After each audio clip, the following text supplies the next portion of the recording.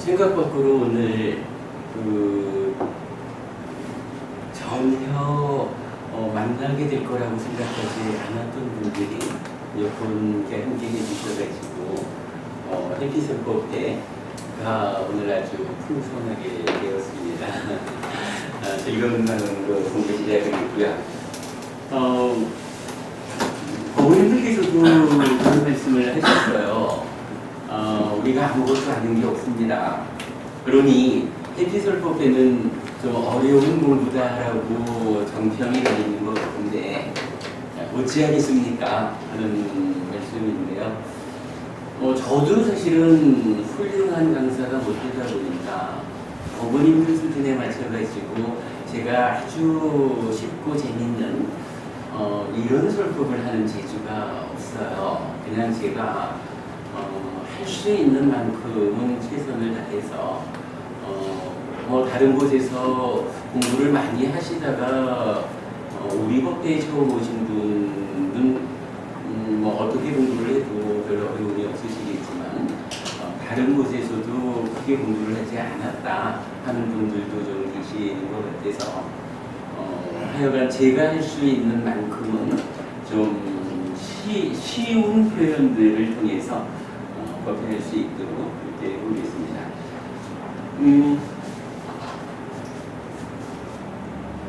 기본적으로 우리가 공부를 하자라고 하는 건데요. 불교 공부라고 하는 게 한마디로 말하면 부처님이라고 하는 스승이 계시죠. 부처님의 가르침이라는 거, 스승이 알려주신 그 내용을 배워가지고 어떻게 하면 우리가 이 공부에 의지해서 살아감으로써 나의 삶이 향상할 것이냐. 향상한다라는 말 우리가 참 많이 해요. 향상이라는 것은 아주 단순한 의미입니다. 살아가면서 갈수록 괴로움은 줄어들고 행복은 늘어나는 이러한 삶을 향상하는 삶이다. 이렇게 말하는 거거든요. 그래서 우리 법회에서 아주 자주 쓰는 표현이에요. 내일은 오늘보다 괴로움은 이만큼 줄어들고 행복은 이만큼 늘어나면 참 좋겠다. 한 달쯤 지난 다음에는 괴로움은 이만큼 줄어들고 행복은 이만큼 늘어나냐. 아마도 한 1년쯤 지나고 나면 야, 1년 전에 내가 어떻게 그렇게 살았을까? 하고 1년 전을 회상할 수 있는 그러한 삶의 변화를 만들어가는 공부다. 이렇게 보시면 될 것 같고요. 근데 이제 그런 공부를 하려다 보니까 문제는 이게 우리 삶이라고 하는 것이 참 유치원 학생들, 초등학생들 수준으로 그렇게 쉽고 재밌는 공부 과정이 못 돼요. 여러분 다 살아봐서 아시는 거지만 산다는 것 자체가 원래 좀 어려운 일이잖아요. 어쩌면은 산다는 것이 요구하는 문제의 수준이 한 대학생 수준의, 그러니까 대학 수준의 문제가 제시된 것이다. 이렇게 보아야 할지도 모르겠어요. 대학 수준의 문제가 주어졌을 때 가장 쉬운 해법은 초등학생 수준의 해법이 아니에요. 초등학생 수준으로 그냥 더하기 빼기 이렇게 던져주고 해봐 이러면 굉장히 쉽게 자기대로 무언가 할 수는 있을 거예요. 아주 쉽고 재밌는 공부가 될지는 모르지만 문제는 실제로 문제는 풀어지지 않아요. 문제를 푸는 과정은 쉽고 재밌는지 몰라도 정말로 그 문제의 답을 찾아내지는 못한다는 거.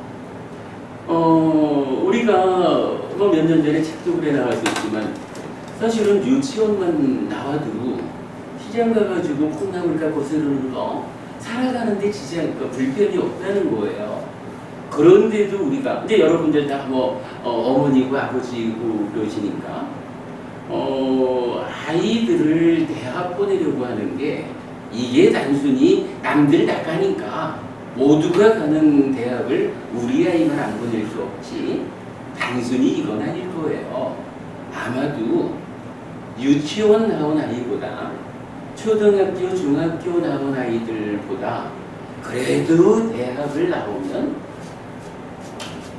삶의 질이 좀 더 높지 않을까. 우리 아이가 그래도 한 수준 높은 삶을 살아주기를 바라는 그런 마음이 참 없는 돈 쪼개가지고 학원 보내가면서 이렇게 그래도 대학을 보내는 것이 아니다. 대학을 보내자라는 거 사실 삶의 문제로 보면 초등학생처럼 쉽고 재미있는 방법으로는 사는 거는 편하지만 문제는 안 풀린다. 실제로 삶의 문제를 해결하자. 그래서 향상하는 삶, 갈수록 괴로움은 줄어들고 행복은 늘어나는 이런 삶을 실제로 실현하자라고 하면 조금은 어렵더라도 우리가 중고등학교 과정 열심히 공부를 해야 되는 거예요. 고3 엄마 해야 되는 거예요. 계속 고3 엄마 해가지고 대학을 들어가야 우리 삶의 수준이 대학 수준이라면 고3 과정을 거쳐서 대학을 가야 삶의 문제가 풀어지는 거예요. 그때의 내 삶의, 우리 아이들의 삶의 질이 향상되는 거거든요. 뭐 그런 것 때문에 우리가 힘들게 공부를 하듯이 우리 법회가 우리 법회들 그저 재밌는 이야기 소설 읽듯이 해나가면서 풀어나갈 수 없을까마는 그래도 좀 어려운 가운데에 정확한 공부를 하자라고 하는 거, 어쨌든 실질적으로 삶을 향상하는 능력을 키우자, 이런 문제들, 이러한 목적으로 하고 있지요. 그렇다 해도 또 사실 너무 어려우면 못하는 건데, 일단은 우리가 그런 공부를 하고 있다라는 거 이해를 하고 공부에 동참이 되어지면 좋겠고요. 우리가 이제 또 다음 달부터, 특히 9월부터는 본격적으로 누구나 다 그렇게 정확한 공부를 원하지만 현실적으로 정확한 공부가 어려운 이런 분들을 위해서는 정확한 공부를 해나가는 해피설법회가 일궈내는 성과를 이제 우리 삶에 적용해서 정확하면서도 쉬운 공부를 안내하는, 그러니까 우리의 그 불교 신자로서의 신행이 쉽고 재미있기만 하다 보면은 열심히 절에는 다녔는데 몇십 년 절에 다녀도 내 삶이 별로 향상되지는 않아. 이런 문제를 맞이하면 곤란하지요. 그래서 쉬운 신행이라고 해도 일단 어긋남은 없어야 되겠다. 부처님 가르침의 커다란 방향 안에서 쉽게 가는 그러한 공부의 필요성 때문에 우리가 이제 새 출발 법회라는 이제 공부도 준비하고 있죠. 아무튼 우리 해피법당이 좀 어려울지는 몰라도 정확한 공부를 지향하는 해피설법회, 그리고 이 설법회의 성과를 활용해서 올바른 신행을 안내하는 새 출발 법회, 두 가지 법회를 중심으로 진행하게 될 거다라는 부분을 일단 말씀드려요. 자, 그런 가운데 이렇게 이제 부처님께 가르침을 배워서 삶을 향상하는 공부, 이 공부 어떻게 구성이 되나요? 보통은 이제 공부한다 그러면은 공부 말고 수행을 좀 합시다, 이렇게 말하는 분들이 많지요. 그런데 사실은 우리가 말하는 이 정확함 가운데 삶을 향상하자라고 할 때는 공부는요, 교학 더하기 수행 이렇게 해야 됩니다.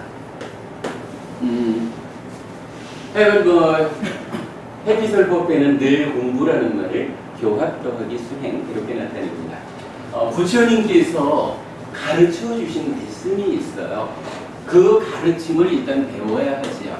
그러면 어떡하나요? 배운다. 배워서 안다. 배운다는 것은 가르침을 알게 되는 거죠. 그리고 이 아는 바를 실천하는 것을 수행이라고 하죠. 그리고 이 수행의 결과로 향상된 삶이 실현된다. 이렇게 이제 우리가 전체적인 공부의 틀을 이해할 수 있겠습니다. 자, 우리 목표는 지속적으로 부처님 가르침을 경전 그대로 배워 알고 수행을 통한 실천으로 삶을 향상하자. 그러한 향상된 삶을 실현하자라는 것으로 공부를 하고 있습니다. 그런 가운데 이제 오늘부터 우리가 6주에 걸쳐서 대념처경이라는 수행을 설하는 경전 한 가지를 시작부터 끝까지 공부를 해보려고 합니다. 자, 수행을 설하는 경전에 포함된 사실은 여러 가지 경전이 있습니다.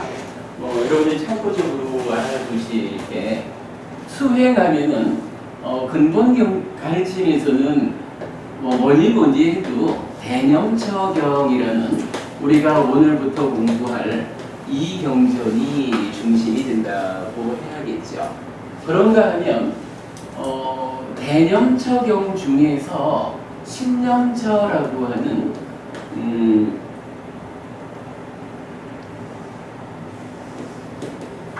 대념처경의 조금 일부 영역이라고 하면서 일부 영역을 조금 심도 있게 공부하는 그런 신념처경이라는 경전도 있고요.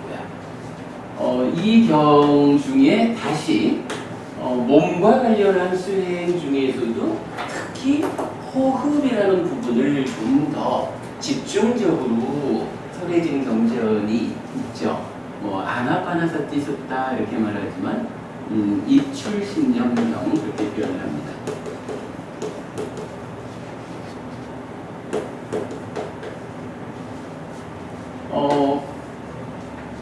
수행의 중심에 있는 경전은 요 세 가지라고 보면 될 거고요.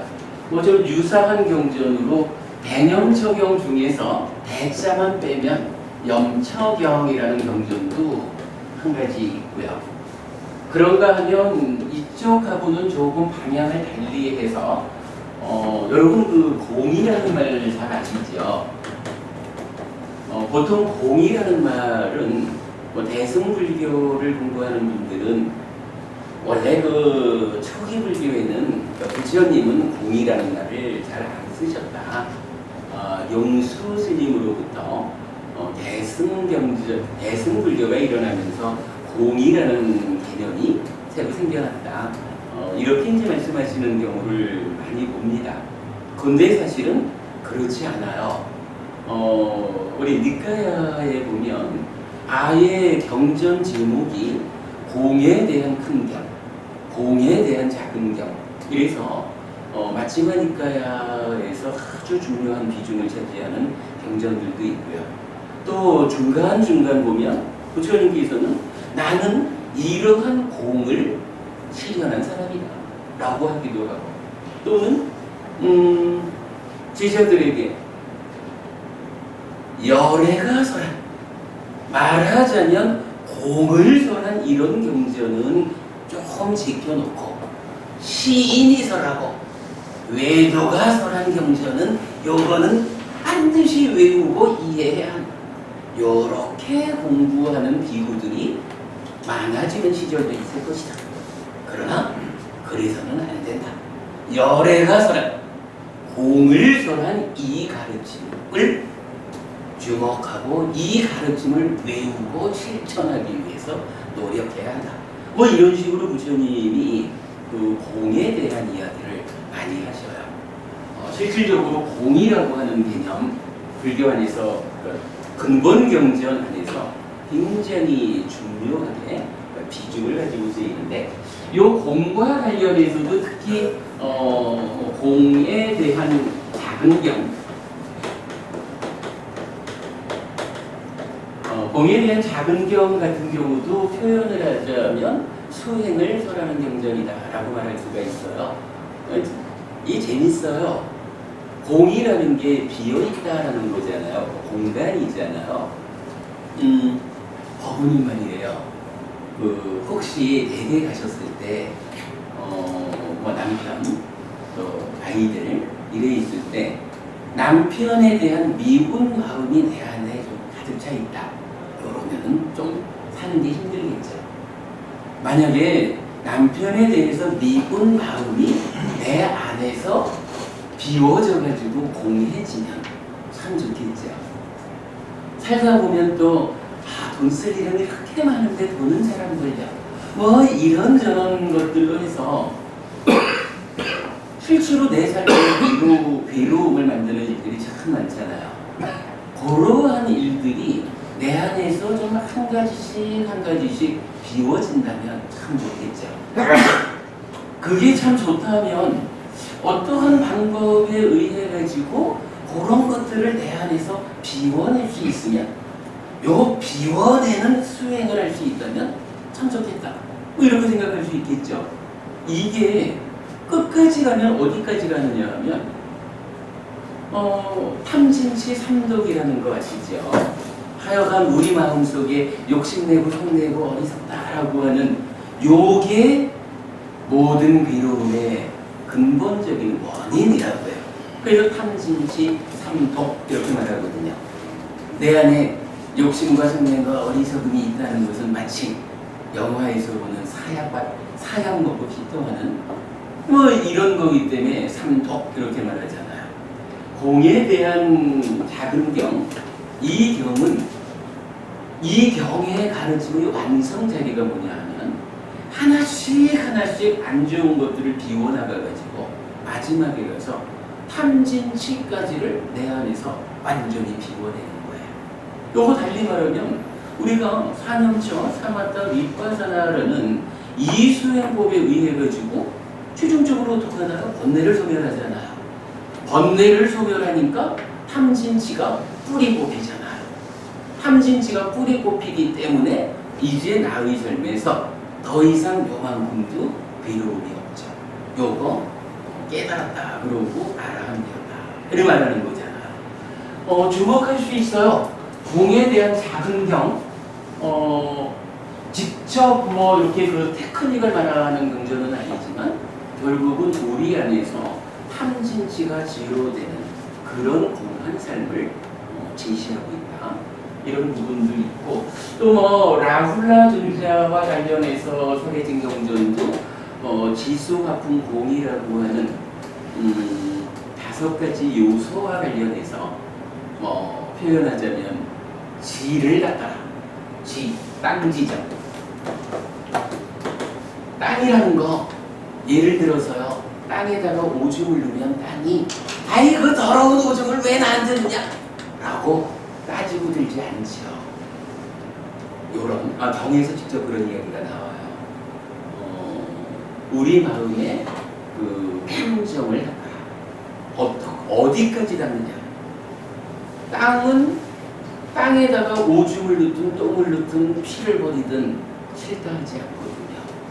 내 마음의 평정심을 그렇게 거기까지 닦아보자.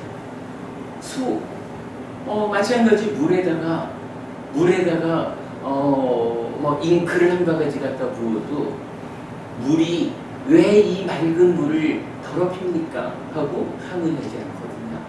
뭐 그런 지수화풍 공이라고 하는 뭐 이러한 닦음에 대한 이야기도 나타나고 사실 굉장히 여러 곳에서 수행에 대한 가르침이 나오는데 그런 이야기 우리가 차츰차츰 좀 보기도 하고요.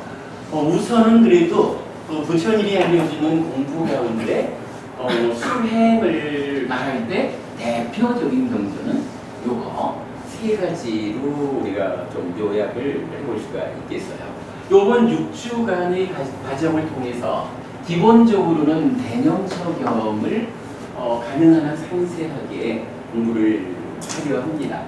그리고 이어서 친념적경은 뭐 사실 대념적경 공부하고 나면 약간의 차이, 좀 폭을 줄여가지고 깊이 갔다라는 점에서 그 차이만 설명하면 되니까 어려울 게 없고요. 뒤에 가서 이제 입출증념경 우리가 다 아는 거지만 호흡 보는 수행이잖아요. 공기알갱이가 들어가면서 코끝 어딘가에 남기고 가는 당초, 요걸 대상으로 수행하는 이런 이제 입출신경경은 개념적 요감으로는 조금 다르게 설해진 부분이 있지만 그래도 가능하면 여기까지를 6주 과정으로 공부를 해보려고 합니다. 어쨌거나 좀 쉽게 풀어보도록 하겠습니다.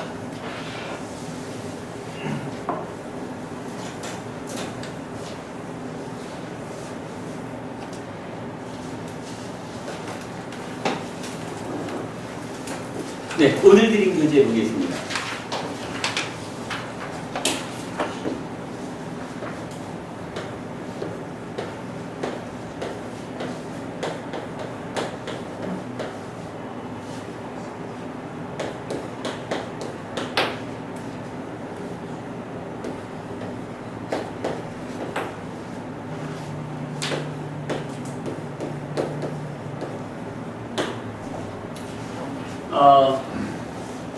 알파벳이죠. 이거 보면 웬만하면 다 읽을 수가 있죠. 마하, 사띠, 마타나, 숙당 이래야 되는데 조금 다른 글자들이 있어요. 참고적으로 우리가 알고 가죠. 인도라는 나라도 크고 인구도 많죠. 그러다 보니까 언어가 말이 굉장히 많아요.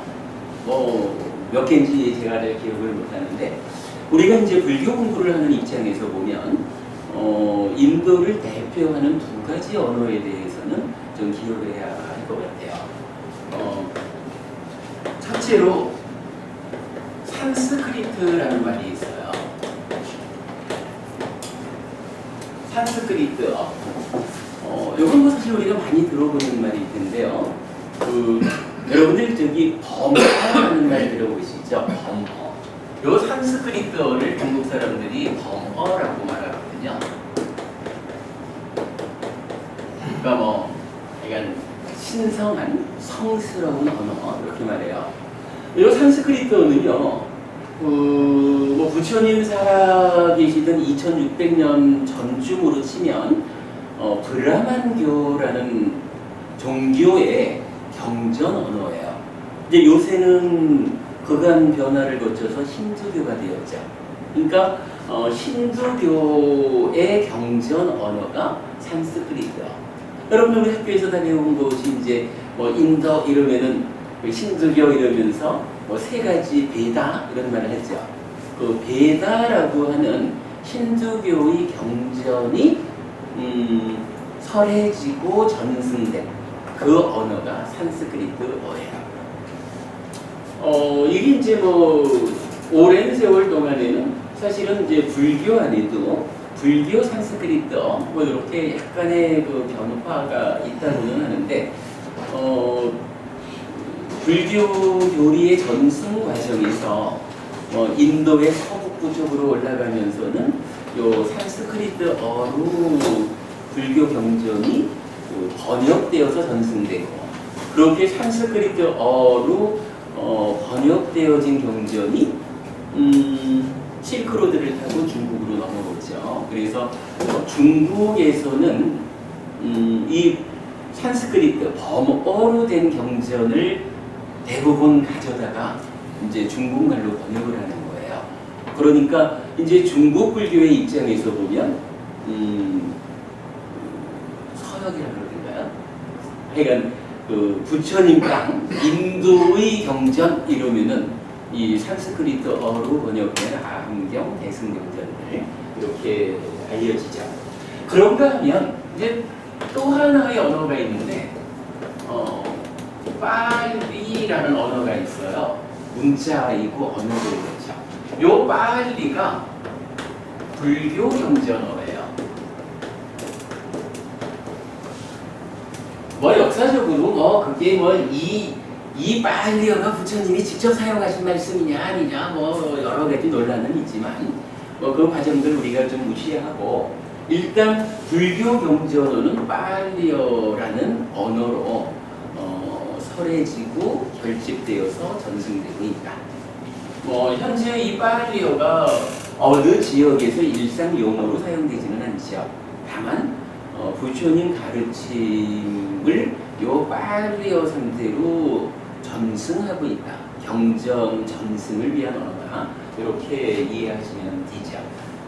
자, 앞으로 우리가 이렇게 알파벳화 되어 있지만 영어하고는 좀 다른 특수한 단어들이 나타나는 이 언어를 쓰는 거는 이제 다 빨리라고 하는 불교 경전어를 사용하게 된다라고 말씀드립니다. 자, 이런 상태에서 이 마하사티빠따나 숫당이라는 요 말을 한번 설명해 보겠습니다. 교재에 적어놨습니다만은 마하라고 하는 말은요, 요거 그냥 간단해요. 큰 대자예요. 크다. 마하. 여러분 우리 저기 대승경전에서도 그렇고 마하라는 말은 많이 나타났죠. 우리 그 어떤 존재자들, 그러니까 큰 스님들 이름에도 마하자를 많이 붙이고 마하 크다라는 말이에요. 삽디라고 하는 말이 나오는데요. 요거를 중국 사람들은 생강영자를 써서 번역을 했어요. 우리가 이제부터 공부해야 되는 그 수행의 중심을 이루는 단어입니다. 요 삽디, 염에 대한 이야기 조금 이따 하기로 하고요. 그 다음에 빠타나라는 단어를 처라는 말로 번역을 했어요. 그리고 숫다라는 말이 우리가 말하는 이제 경전이에요. 그래서 마하사티빠따나 숫당 하면은 요게 대념처경이에요.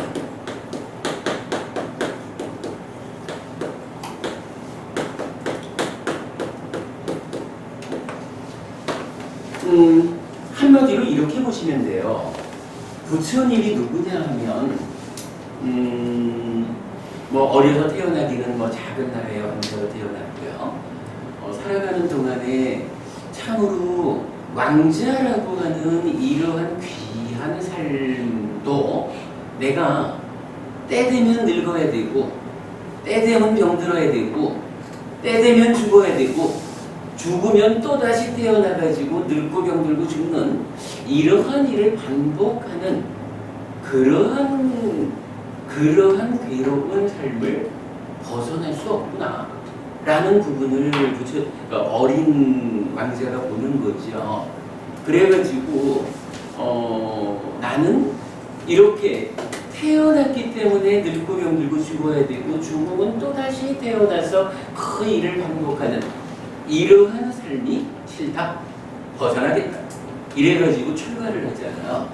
출가해가지고 바로 그거 생로병사라는 이 근본적인 괴로움을 어떻게 소멸할까, 벗어날 수 있을까, 요거를 완성하는 과정을 이제 부처님이 수행을 하는 과정이라고 말하잖아요.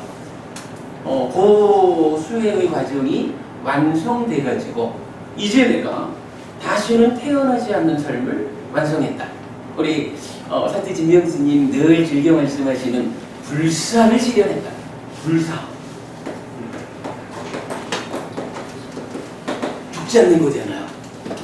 불사를 실현했다.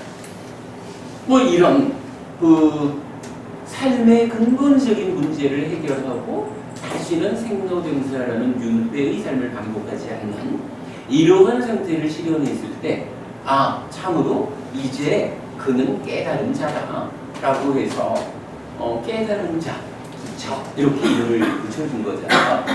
그랬을 때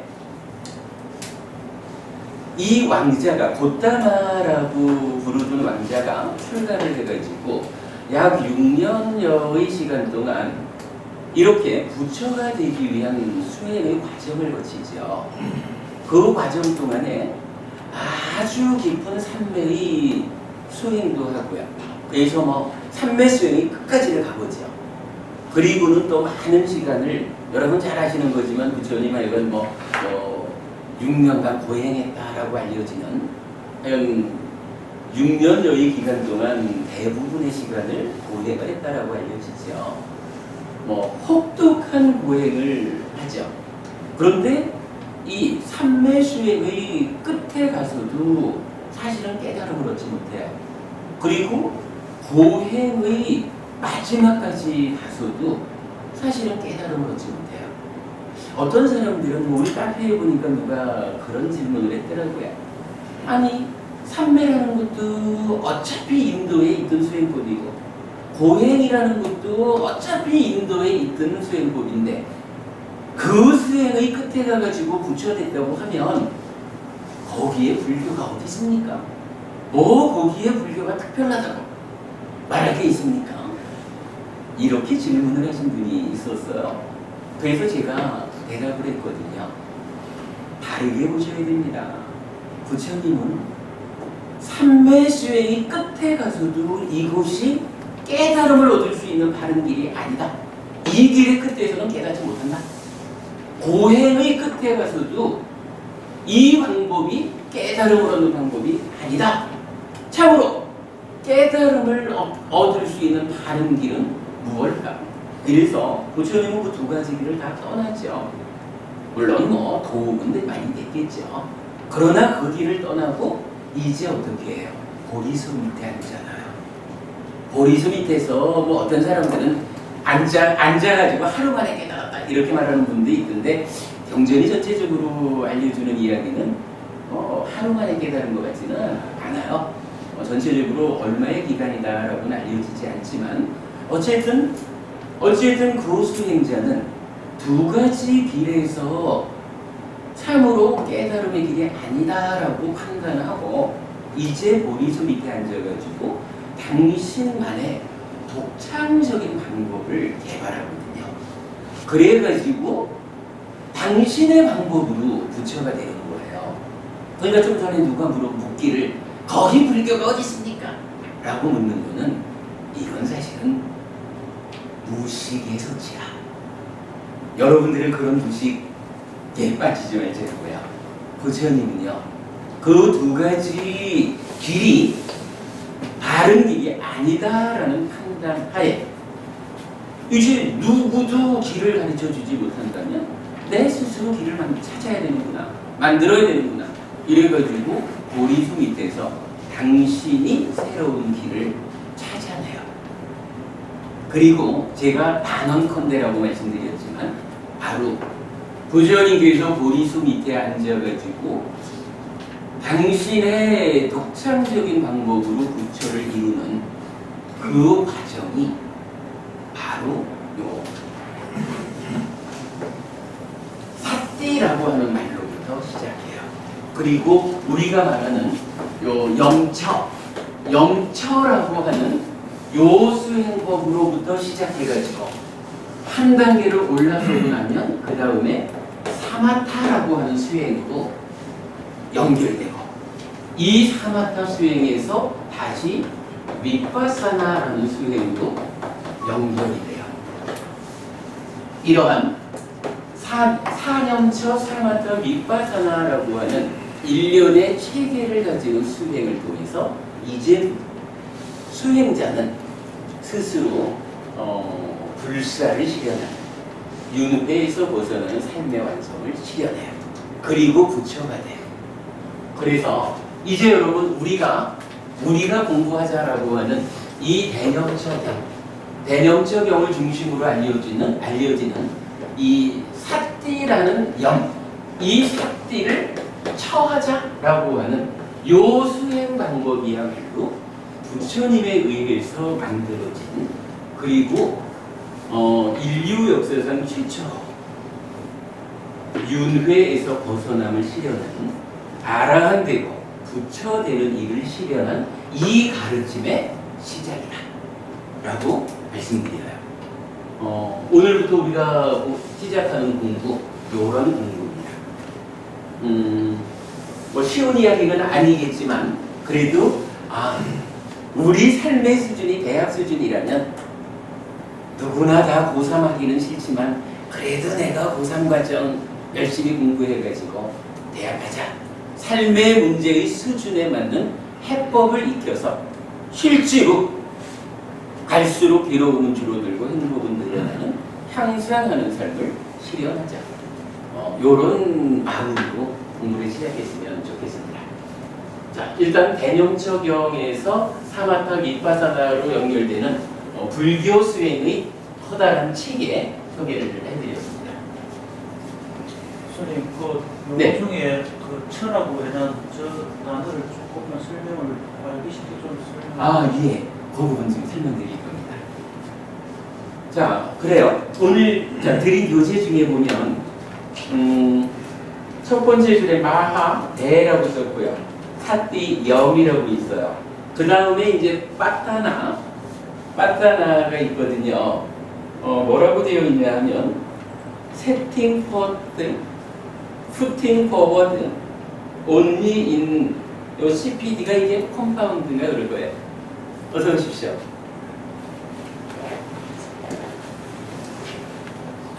오늘 부부간에 함께 오셨습니다. 그래서 사띠하고 결합된 상태로만 오직 쓰인다. 그래서 setting up of mindfulness 이래가지고 이 빠타나 처라고 번역하는 이 말의 의미를 이렇게 나타내주고 있는 거예요. 이렇게 보이죠. 우선 setting first 이러면은 요거 좀 앞장 세운다 이런 의미가 되죠. 무언가에 이렇게 앞세우는 그런 의미가 되고, 뭐 putting forward 마찬가지겠고요. setting up of mindfulness 하면은 mindfulness라고 하는 게 요게 마음을 집중하는 그런 거거든요. 그래서 마음을 집중하는 일을 일으키는 이런 의미가 돼요. 그래서 요거를 제가 이제 두 가지로 표현을 해준 겁니다. 한 가지는 그렇죠. 그러니까 처가 그런 의미이기 때문에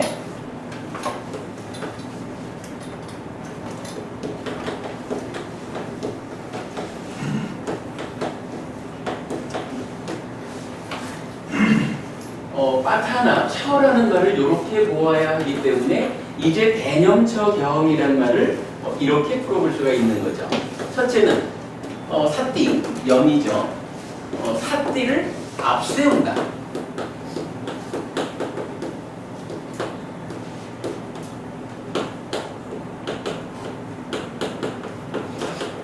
그죠? 이 빠타나 처를 앞세운다라는 의미로 해석을 해보면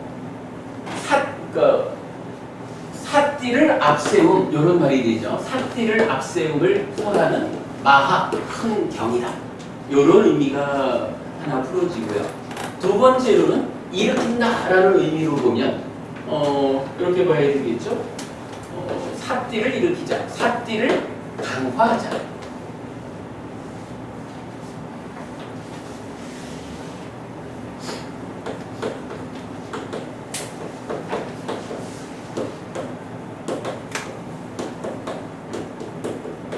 예, 대념처경이라는 경전의 의미를 이렇게 풀어볼 수가 있을 것 같아요.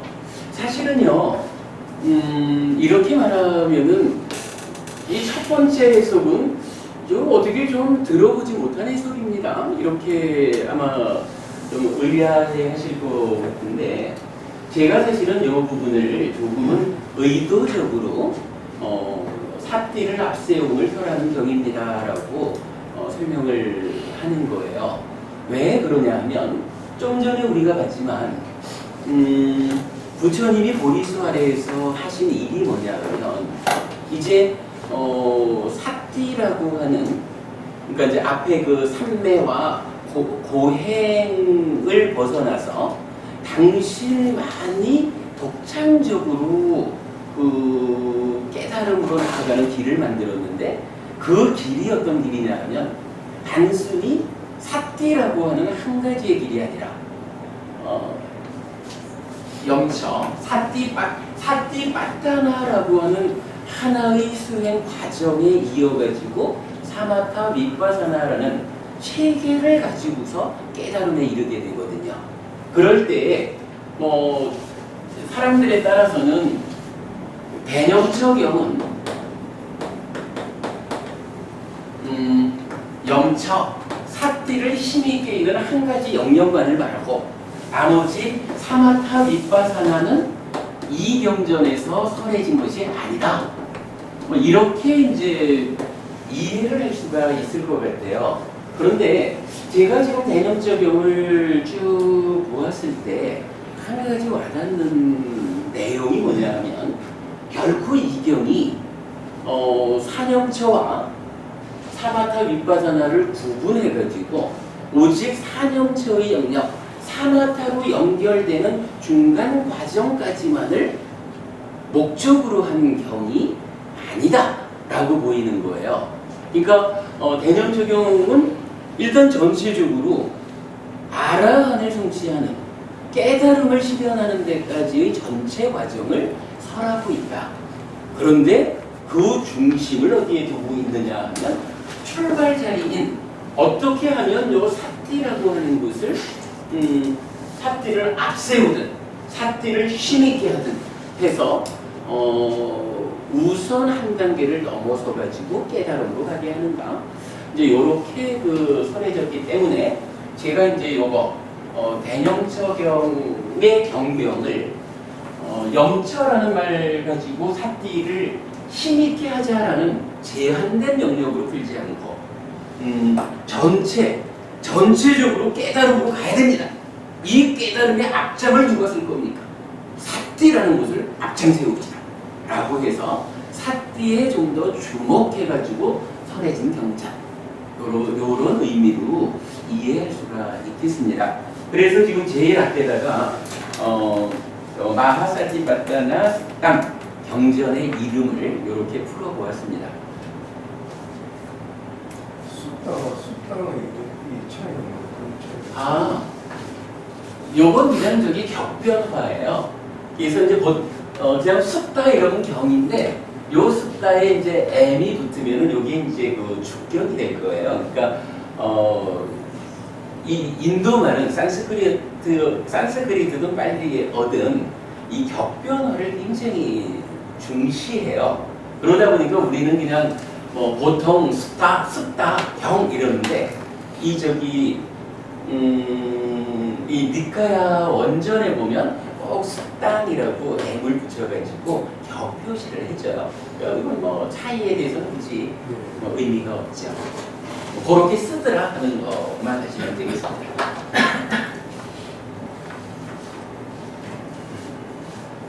자, 그러면 이제 대념적용이라는 경전 이름을 보았더니 삿띠를 앞세우자 아니면 삿띠를 강화, 힘있게 하자 이렇게 말했어요.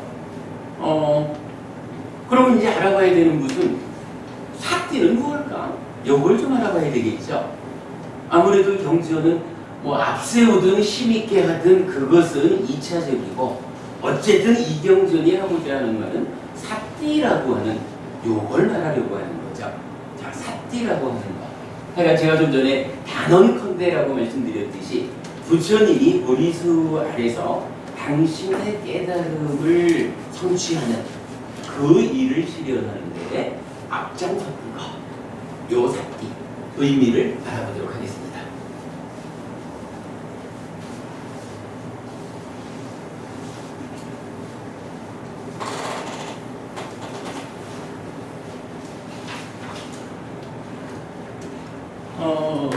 우리 저기 마음특강 교재에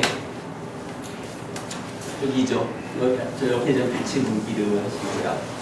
안 가져오신 분들이 훨씬 더 많구나. 안 가져왔으면 대입적인 가신다 하셨어요.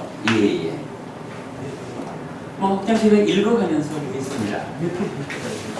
28페이지입니다.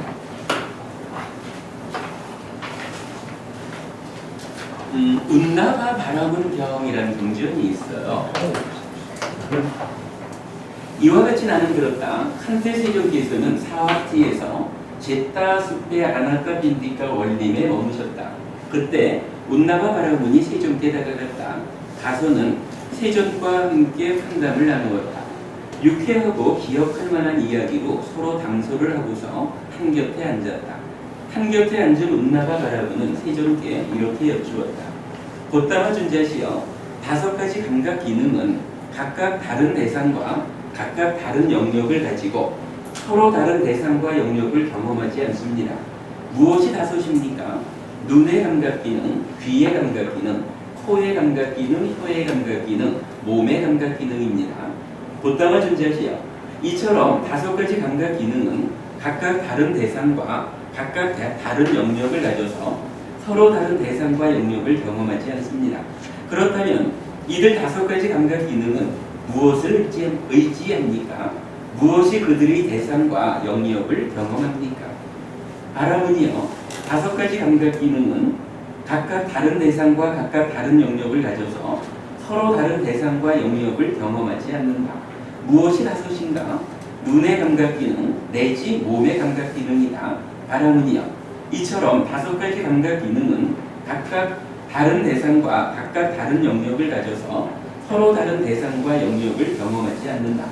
이들 다섯 가지 감각 기능은 만호, 의를 의지한다. 만호가 그들의 대상과 영역을 경험한다. 이런 이야기입니다. 여러분 저기 반야심경 아시죠? 반야심경 쭉 읽다 보면 무안이비설신의 이렇게 나오죠.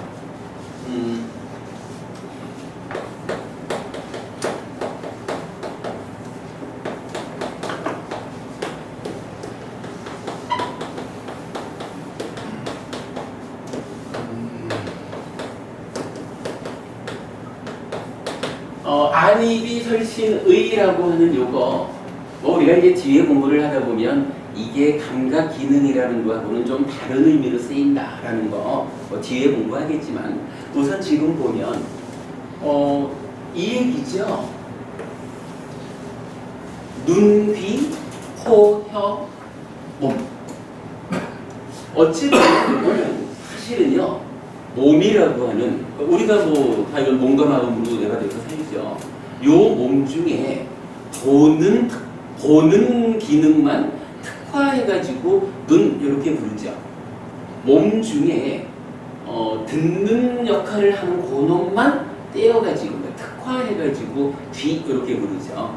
마찬가지 몸 중에 냄새 맡는 기능만 떼어가지고 코, 비 그리고 맛보는 부분만 혀 그리고 나머지 전체적으로 그냥 몸 이렇게 말하죠. 원칙적으로 말하면 이 몸이라는 거는 사실은 몸이라 그러면 안 될 거예요. 왜냐하면 몸 중에 눈, 귀, 코, 혀 네 가지는 빼놓은 나머지잖아. 그죠? 몸 이런 거 포함하잖아요. 그래도 우리가 그런 부분을 알고 그냥 넘어가 줄 수 있죠. 몸이라는 거 네 가지는 빼고 그냥 몸 전체를 말하는구나. 그렇게 보죠. 그러면 반야심경에서 안이비설신의 다음에 뭐가 나오나? 요거의 상대방이 나오죠.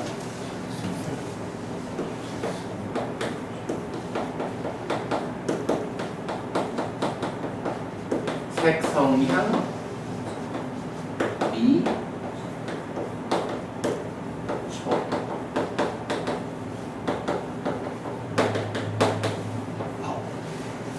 요건 설명 필요 없죠, 여러분? 그대로죠. 자, 요걸 놓고 지금 이 운나바 바라문경에서 뭐라고 말을 하냐면요. 다섯 가지 감각 기능, 안이비설신은 각각이 자기대로의 고유한 대상을 가집니다. 그렇게 말하죠. 각각 다른 대상과 각각 다른 영역을 가져서 서로 다른 대상과 영역을 경험하지 않습니다. 요거 뭔가요? 예를 들자면은요. 아무리 제 코가 영특해도요. 이 코로요. 버블을 보지는 못해요. 그죠? 이 코가 정말 개코처럼 영특하면 가진 냄새는 맡는다 해도 보지는 못합니다. 마찬가지로요. 이 귀가요. 아주 작은 소리까지를 다 들을 만큼 뛰어나다 그래도 이 귀가 아이고 버부님 오셨네요 하고 버부님을 보지는 못하거든요. 이 몸이 살아가면서 이 설명이 필요하다. 그냥 사는 이야기죠. 아주 단순하게 안이비설신 눈, 귀, 코, 혀, 몸이라는 요 감각기능 다섯 가지는 자기대로의 역할이 있어. 좀 전에 우리가 말한 그대로죠. 왜 그게 그런 역할을 하느냐면 원래 그래서가 아니고 그냥 우리 몸이 살아가는데 몸 중에 하루 그거 보는 일만 하는 그놈만 떼어가지고 눈이라고 이름을 붙여줬잖아요. 그러니까 그렇게 이름 붙여진 눈은 보는 일밖에 못하는 거죠. 그 얘기를 하는 거예요. 근데 이제 그러면서 그렇다고 사실 우리가 살면서 이게요, 우리가 본다, 듣는다, 냄새 맡는다 이런 일들을 어찌 보면 통합적으로 해나가지 그냥 지금은 보고 지금은 듣고 이런 식으로 살진 않잖아요. 그러니까 이 부분에 대해서 이제 문나가 바라문이라는 사람이 부처님한테 질문을 하는 거예요. 뭐라고 질문했나요? 그렇다면 이들 5가지 감각 기능은 무엇을 의지합니까? 무엇이 그들의 대상과 영역을 경험합니까? 이랬어요. 그러니까 눈기고염은 5가지는 각각이 지들대로의 어떤 대상, 영역밖에는 감각할 수가 없는 거예요. 근데 우리 삶이라는 것은 그렇게 토막토막 끊어져 있지 않잖아요. 현실적인 이야기로 하자면 무언가 이거를 묶어주는 게 있어야 되잖아요. 그죠? 무언가가 이런 통합해줘야 되겠죠. 우리 사는 이야기를 보면. 그걸 물어보니까 이제 부처님이 그렇게 답변하셔요. 이들 5가지 감각 기능은 만호, 의를 의지한다. 만호가 그들의 대상과 영역을 경험한다. 만호, 그러니까 여기 의라고 하는 요게 아마 여러분 이건 요게 다 아시겠죠? 뭐 안입이 설신 5가지는 요거 합해서 몸이라고 하는 거잖아요. 의라고 하는 거는 요거 마음이죠? 의라는 건 요거 마음이거든요. 그러니까 부처님 그렇게 알려주시는 거예요. 요걸 이제 빨리어로 만호라고 부르는데 만호, 의라고 부르는 마음이 있는데 요 마음이 눈은 밖에 있는 요 색이라고 형상을 보는 것밖에 못하는데 만호라는 요 마음이 눈을 지원해가지고 같이 보고 그러니까 경험하는 거죠. 그러니까 만호는 보기도 하는 거죠. 귀를 지원해가지고 귀에 들리는 소리를 귀하고 함께 만호는 듣는 거잖아요. 요런 일을 하는 거죠. 요 단순한 이야기로 지금 이 경전이 시작하는 거예요. 자, 운나가 바라문이 살다 보니 눈기, 코요, 몸이라고 하는 것은 각각이 자기대로의 고유한 대상, 영역밖에는 감각하지 못하는데 우리 삶이라고 하는 것은 그렇게 이루어지지 않습니다. 무엇이 있어서 이러한 대상을 통합적으로 받아들여서 감각해서 우리 삶을 진행시킵니까? 이렇게 묻는 거고요. 부처님 거기에 한마디로 답변 주시는 거예요. 마음이 있다. 마음이 있는데 특히 만호, 의라고 불리는 마음이 있어서 이 마음이 눈을 지원하면 여러분 재밌는 이야기예요. 제가 지금 우거부님을 이렇게 보잖아요. 제가 지금 우거부님을 본다라는 이야기는 제 눈도 우거부님 쪽으로 향해 있고 그래서 우거부님의 모습이 제 눈에 그러니까 망막에 상을 맺었겠죠. 그리고 여기에 만호라는 내 마음이 딴 데 안 가고 눈으로 쫓아와가지고 눈이 보는 요 기능을 지원해가지고 우거부님을 주목하니까 우거부님이다. 이렇게 아는 거잖아요. 만약에 제 눈은 거부님한테로 가 있지만 이게 무슨 소리가 이렇게 방해가 되지? 선풍기 소리였나? 눈은 가 있어도 내 마음이 뒤로 가 있으면 아무리 망막에 상이 맺어줘도 제가 거부님 보는 게 아니잖아요. 나는 사실 이 순간 내 마음은 귀에 가가지고 선풍기 소리를 듣고 있다고요. 요거 타당하죠? 요 만호라는 마음이 그런 일을 하거든요. 그래서 눈기, 코요, 몸이라는 5가지 몸에 어디를 지원해가지고 색선한 기초 어떤 대상을 감각하나 받아들이나 요거 하는 거예요. 근데 이제 그런가 하면 사실은 또 우리가 살아가는데 모든 것이 몸 밖에만 있는 건 아니잖아요. 예를 들어서 어머님 오늘 점심 맛있게 드셨어요? 그러면 혹시 또 몰라 지금 또 법대 와서 공부를 해보자 하고 오기는 오셨지만 혜태 스님 재미없네 이래가지고 오늘 낮에 우리 남편이랑 맛있는 거 먹었는데 그 생각하고 있을지도 모르지 뭐. 그러면요 만약 지금 그 생각을 하신다면 그 생각이 보이는 건가요? 들리는 건가요? 냄새로 맛으로 감촉되는 어디에 속하는 거죠? 지금 분명히 어머님 마음이 아까 점심이 맛있었는데 점심 먹은 그거를 주목하고 있잖아, 그죠? 근데 요거 하여간 몸 바꾸 이곳에는 속하지 않네요, 그죠? 그런 거를 법이라고 부르는 거예요. 요거 따지고 보면 이래요. 그 신이라고 하는 요게 원래는 요거 다 포함한 건데 특화시켜서 떼주고 나머지를 신 이렇게 말을 했죠. 마찬가지로 법이라고 하는 요것도 지금 이렇게 눈, 귀, 코, 여, 몸으로 이렇게 그 밖에 있는 대상을 감각하자 라고 말하려고 보니까 이렇게 여기 속하지 않는 것도 있네 라는 부분을 표현하려니까 법이라고 말을 했는데 사실은 이 법은요 기본적인 의미는 존재야. 존재라는 게 뭐예요? 있는 것 이런 이야기잖아요. 무엇든지 있다라고 하면 이게 법인 거라. 무엇든지 있으면. 그러면 사실은 색이라고 하는 이것도 보이는 거로 있는 거잖아요. 그러니까 이것도 크게 보면 법이라. 근데 어떻게 해요? 몸 중에 보는 것만 떼어가지고 이렇게 특화해서 말하듯이 있는 거, 존재 중에 눈에 보이는 그거는 색이라고 하자. 특화해 준 거예요. 마찬가지 있는 것, 법 중에 귀에 소리로 들리는 건 성이라고 하자. 그래서 색성향 미촉이라고 하는 요 물질 영역에 속하는 5가지를 떼어서 설명하고 그 다음에 뭔가 설명할 수 없는 그거는 빼놓고 몸 이렇게 말하듯이 그냥 원래 존재 있는 거 이런 이야기로 표현해주면 되겠죠. 이래가지고 색성향 미촉 법이라고 하는 6가지로 살아가면서 몸과 마음으로 이루어진 내가 지금 이 순간 보고 듣고 냄새 맡고 맛보고 감촉하고 무언가 마음으로 대상으로 하는 요 모든 것을 색성향 미촉 법 6가지로 부르는 거예요.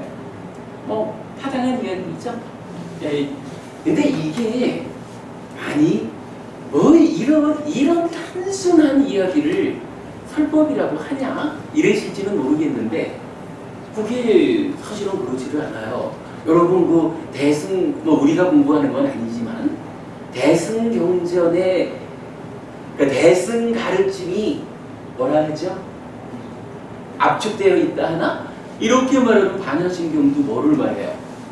이 아무것도 아닌 것 같은 이야기를 무안입이 설신이 무색성향 미촉법 이걸 가르쳐 주잖아요. 왜 이게 알려져야 하냐 하면 멋진 표현을 하나 할게요. 우리 이제 근본경전 니카야가 있어요. 뒤에 좀 공부를 하겠지만 사부 니카야라고 하는 그러니까 4가지 경전의 그룹이 있는데 요 사부 니카야를 꿰뚫는 하나의 정신이 있다면 그러니까 뭐 이런 이야기니까 하나 경전 모두를 꿰뚫는 하나의 정신이다 라고 말하면 부처님이 어떤 말씀을 하셨든지 간에 그 한 가지를 벗어나지는 않아. 이런 이야기가 되겠죠. 그러니까 부처님 가르침에 공통된 토대가 되는 거 이렇게 말할 수가 있는 것을 저는 이렇게 설명을 해요.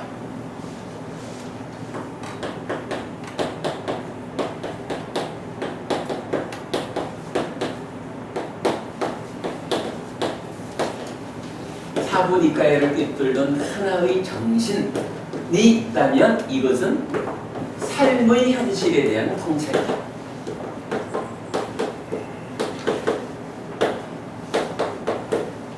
삶의 삶의 현실에 대한 통찰입니다. 이렇게 말하거든요. 무슨 얘기냐면요. 부처님이 깨달음을 얻고 나서 45년 동안을 부처로서의 삶을 살잖아요. 그러니 그동안에 얼마나 많은 사람을 만나서 대화를 했겠어요. 그 부처님이 사람들하고 만나서 대화한 그 이야기를 모아놓은 것이 경전이고 뭐 니카야고 이런 거잖아요. 그 많은 말씀을 하는 가운데 부처님은 단 한마디도 하늘에 별 따오는 이야기 하지 않았다는 거예요. 그죠?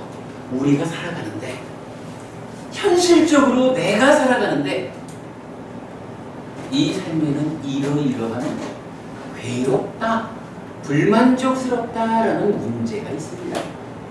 이 문제를 어떻게 하면 소멸시킬 것인가? 어떻게 그 괴롭다, 불만족스럽다라는 이러한 삶에서 벗어날 것인가? 부처님은 실질적으로 경에서 그렇게 말씀을 하셔요. 나는 오직 고와 고멸을 말했을 뿐이다. 부처님 말씀이에요. 나는 45년간 이야기를 했지만 해탈하지 않은 윤회에서 벗어나지 못한 이러한 중생의 삶은 어쨌거나 이 삶의 괴로움, 불만족이 수반하고 있다. 이러한 불만족에서 어떻게 벗어날 것이냐. 나의 관심은 오직 그것뿐이다. 요게 부처님 말씀이에요. 우리 삶의 현실, 괴로움에 대한 자각, 그 괴로움의 자각 가운데 어떻게 거기서 벗어날까? 어떻게 내가 행복해질까? 요것만이 오직 부처님 말씀이라는 거예요. 요런 정신을 놓고 보면 이제 우리가 이 얘기할 수 있어요. 이런 아니 산다는 게 눈기 코요 뭐 마음으로 보고 듣고 뭐 이래하는 거지 그걸 설법이라고 하느냐? 라고 하실 게 아니에요. 이게 뭔가요? 안이비솔식의 색성향 미촉법 요 가운데에 마음이 몸을 지원해서 대상을 감각하는 요게요. 한마디로 이게 우리 사는 거예요. 우리 산다는 거 말입니다. 이런 거 하니까요.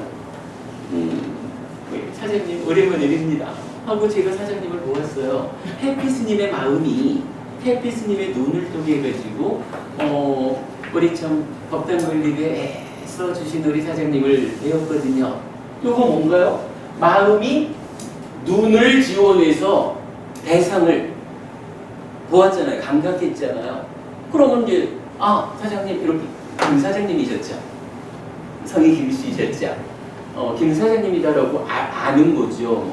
알고 나면 어떡하나요? 사장님 참 잘오셨습니다. 오랜만에 뵙니다 하고 사실은 간단해요. 여러분 저기 업이라는 거 하시잖아요.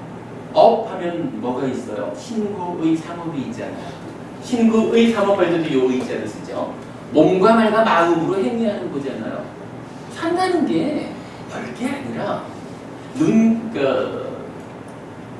안이비설신의로 색성향 미처 법을 감각해가지고 감각하니까 김 사장님이다 라고 알고는 그대로 김 사장님한테 몸과 말과 마음으로 행위하는 거.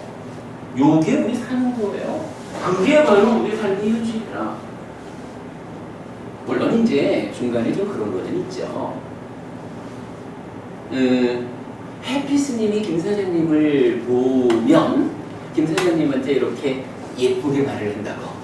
그런데 만약에 모르겠다. 오늘 점심 맛있게 드셨으니까 뭐 다툴 일은 없겠지만 법부님께서 남편이냐고 법회 시간도 제대로 못 마치고 지각하고 뭐 이러면서 법부님 남편을 보고는 해피스님이 보고 칭찬하는 거하고는 좀 다르게 몸과 말과 마음으로 행위할 수 있어요. 사실은 속으로는 그래도 아이고 그래도 조금 늦었지만 딴 데 한 거고 법회 왔으니 착하다 뭐 이런 마음이겠지만 뭐 표현을 그렇게 할 수 있거든요. 산다는 거 보면은 그렇잖아요.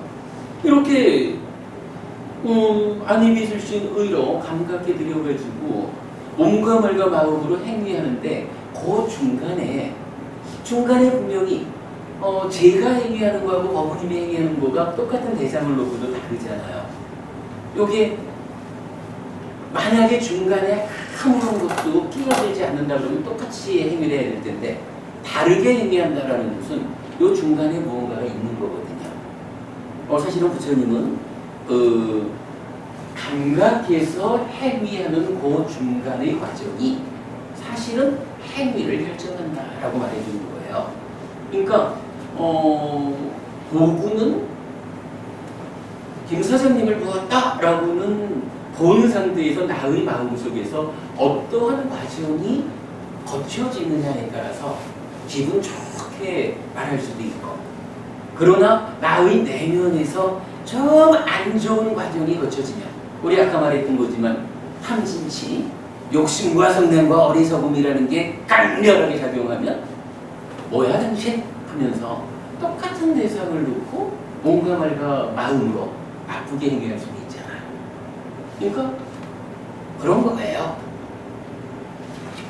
안입이 설신을 감각하면 나의 내면에서 어떤 과정을 좀 거치는데, 우리가 공부를 잘하면 과정에 탐진치 이런 게 끼어드는 거를 좀 잘 막아내가지고 뭔가 말과 마음으로 좋은 행위를 해가지고 행복을 만들 거고, 요걸 나의 내면에서 진행되는 가운데 공부가 부족해가지고 탐진치가 강력하게 작용해가지고 뭔가 말과 마음으로 행위를 잘못하면 괴로움을 만들 거고, 부처님이 알려주는 우리 삶의 현실 바로 그거예요. 그 부분을 좀 더 상세하게 들여다보고, 야 그렇구나, 내면의 과정에서 이런 문제가 있으니까 이런 괴로움이 만들어지는구나, 요거 어떤 방법으로 제어해가지고 몸과 말과 마음의 행위를 잘하게 해서 행복을 만들까, 요게 우리가 말하는 수행이에요.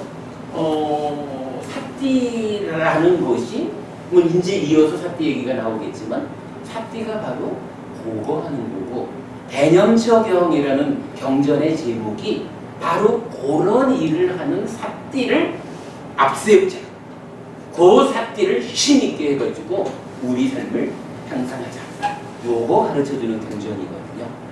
자, 일단 여기까지만 말하고 좀 쉬었다가 한 10분 쉬었다가 다음 시간에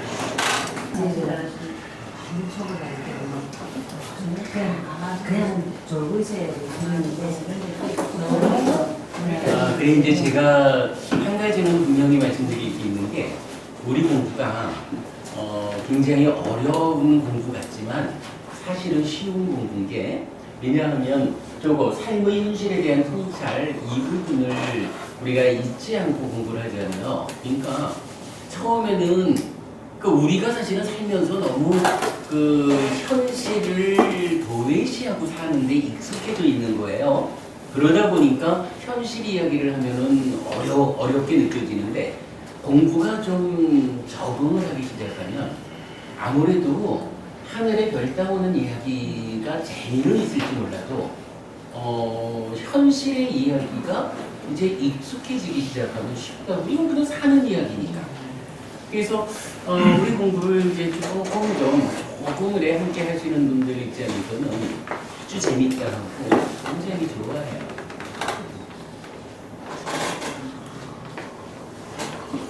자, 또 좀 갈까요?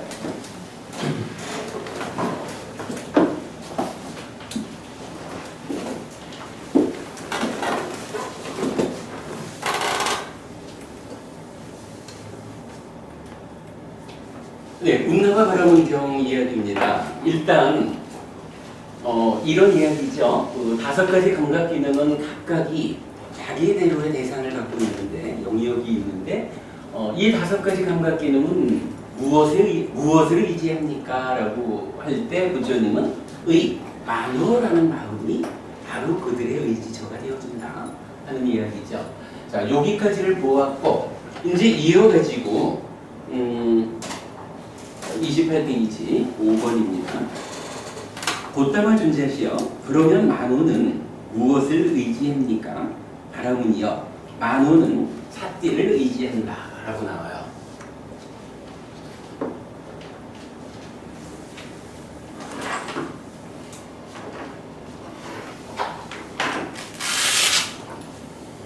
이 5가지가 만호를 의지한다라고 표현을 한 거예요. 요거 역으로 표현하면 어떻게 말할까요? 제가 계속 말했지만은 사실은 마음이 몸을 지원한다 이렇게 표현하는 거죠.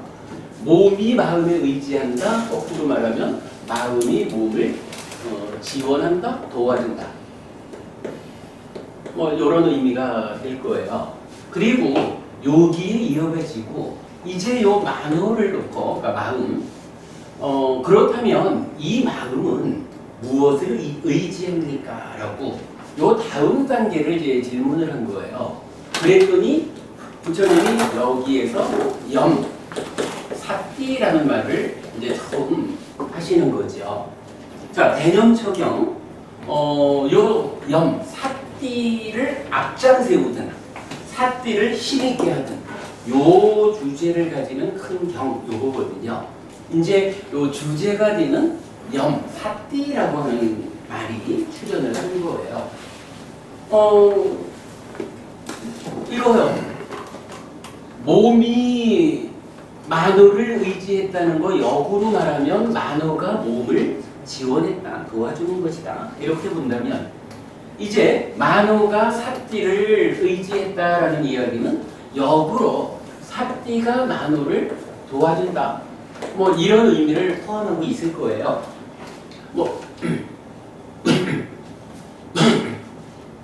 이렇게 도와주는 역할을 사띠가 하는데 글쎄 어떻게 도와준다라고 보아야 할까? 어떻게 도와주는 작용을 하길래 만호가 요 마음이 사띠한테 의지할까?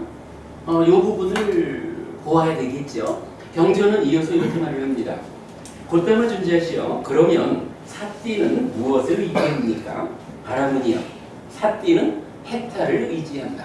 자, 이렇게 그 의지의 전개가 되는 거예요. 몸은 마음을 의지하고 마음은 사띠를 의지하고 이제 사띠는 해탈을 의지한다라고 말을 하는 거예요.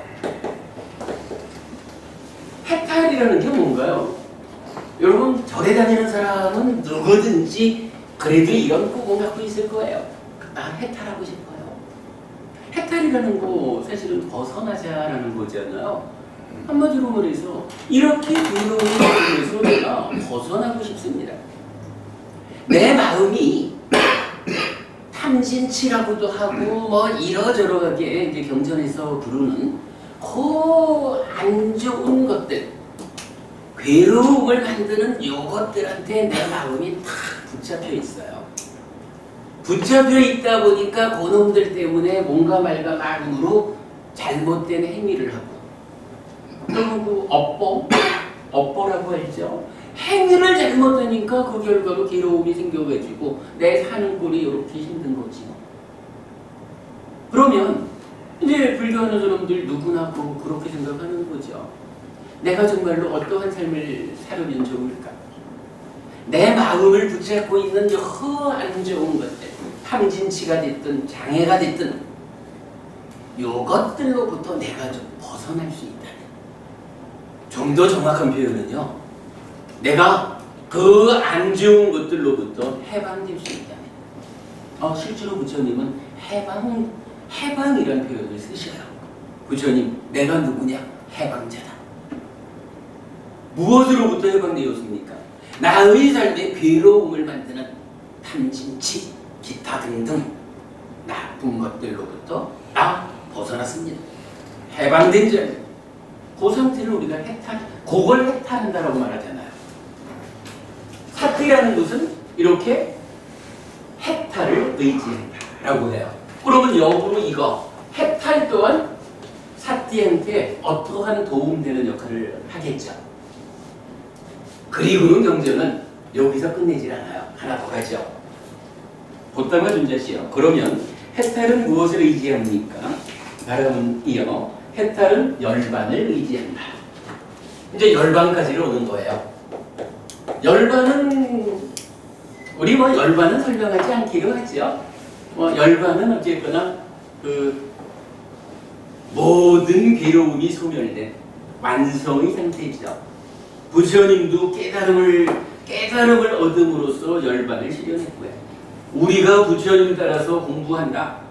부처님이 가르쳐준 교학을 배워서 알고 수행을 실천해서 바로 삶의 완성, 열반을 실현한다.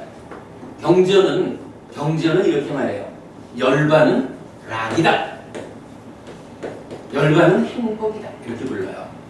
여기서 행복이다라는 것은 우리가 와 점심 맛있게 먹었더니 좋다. 이 정도 행복하고 다른 거예요. 열반을 말하는 저 행복은요. 100% 행복한 상태.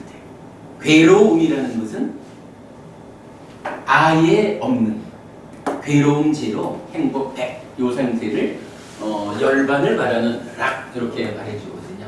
그리고는 해탈은 열반을 의지한다. 이렇게 말을 해요. 이렇게 보면 좋을 것 같아요. 부처님이 아까 말씀드린 삼배 수행의 끝에도 가보고 고행 수행의 끝에도 가보고 그러나 그 자리에서 깨달음을 얻지 못해가지고 보리수 밑에 앉아서 이제 당신만의 독창적인 길을 스스로 찾아내잖아요. 그러느라고 그 과정이 얼마나 힘들었을까요? 사실은 부처님이 참으로 많은 시행착오의 과정을 6년여의 시간 동안 거친 거죠. 우리가 대략 아는 거지만 부처님이라고 그러니까 깨닫기 이전에 고따마라는 수행자가 우리가 보통 말하는 근기 이런 거로 치자면 우리하고 비교할 수 있는 근기의 사람은 아닐 거예요. 요즘도 히말라야 이런 데 가면은 히말라야에 성자들이 많이 있죠. 아마도 평생 동안 내가 깨달음을 얻겠다라고 수행하는 그런 사람들이 인류 역사상 얼마나 많았겠어요. 그 많은 사람들이 평생 걸려서 깨달아내지 못하는 그 깨달음의 자리를 부처님이 워낙에 뛰어난 존재다 보니까 6년여, 7년 안 되는 그 시간 만에 부처를 이룬 거죠. 그러면요, 요거 조금 돌이켜보면 만약에 부처님이 인류 역사상 존재하지 않았다면 지금도 많은 사람들은 어떻게 하면 깨달을 수 있을까? 어떻게 하면 윤회에서 벗어날 수 있을까? 요거 헤매고 있을 거예요. 훨씬 더 많은 사람들이 죽을 때까지 그 일을 하고자 애를 쓰지만 길을 찾지 못하고 있을 거예요.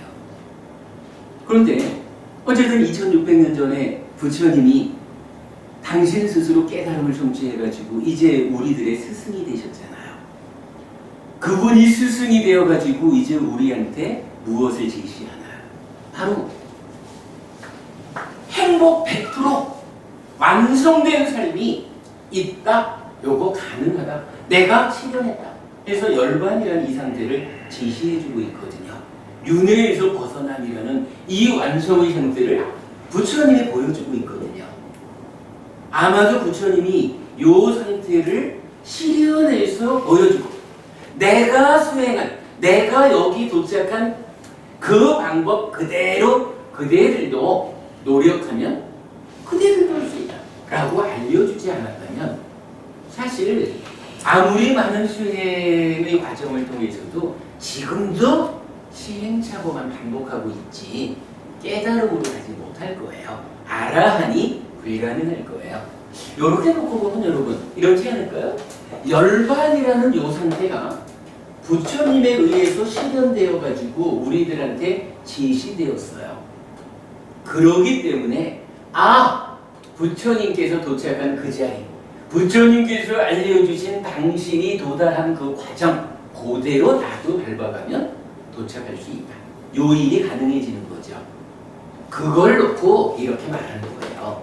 해탈이라고 하는 요거 내 마음이 해방되는 거잖아요. 마음이 해방된 요 상태를 열반 이렇게 부르는 거잖아요. 마음이 탐진지에도 완전히 해방됐으니까 그렇게 해서 실현된 게 열반이라는 거니까. 그러면 우리가 해방됩시다, 해탈합시다 하는 이 말을 부처님이 열반을 실현해서 딱 보여주지 않았으면 이 해탈이 현실적으로 가능하지를 못한 거예요. 해탈이 열반을 의지한다라는 요 말, 이렇게 우리가 이해할 수 있는 거죠. 열반이 부처님에 의해서 제시되었기 때문에 이 열반이 있다, 열반에 가는 길이 이거다 라고 알려졌기 때문에 거기에 의지해서 우리가 해탈, 내 마음이 탈진치로부터 완전히 해방되는 그 일이 가능하다, 이렇게 말하는 거죠. 그러니까 해탈은 열반을 의지한다. 열반은 해탈에 대해서 가능성을 제시해주는, 그렇게 도움을 주는 거죠. 그리고 이제 뭐 오늘의 주제는 어쨌거나 해탈보다는 사띠잖아요. 요 사띠를 놓고, 사띠는 해탈을 의지한다 라고 했어요.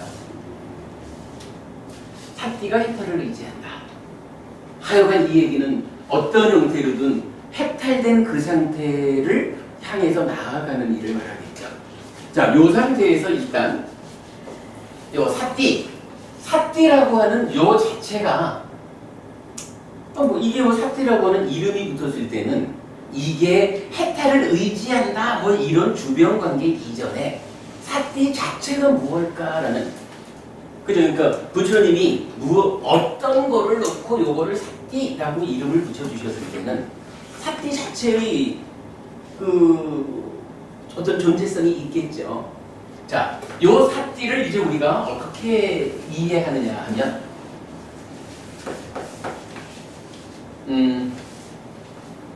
첫째로요. 자, 우리가 뭔가 사는 이야기 해보니까 요 만호라고 하는 마음이 몸을 지원해가지고 감각하는 요거를 하죠. 나의 만호가, 그러니까 의라는 나의 마음이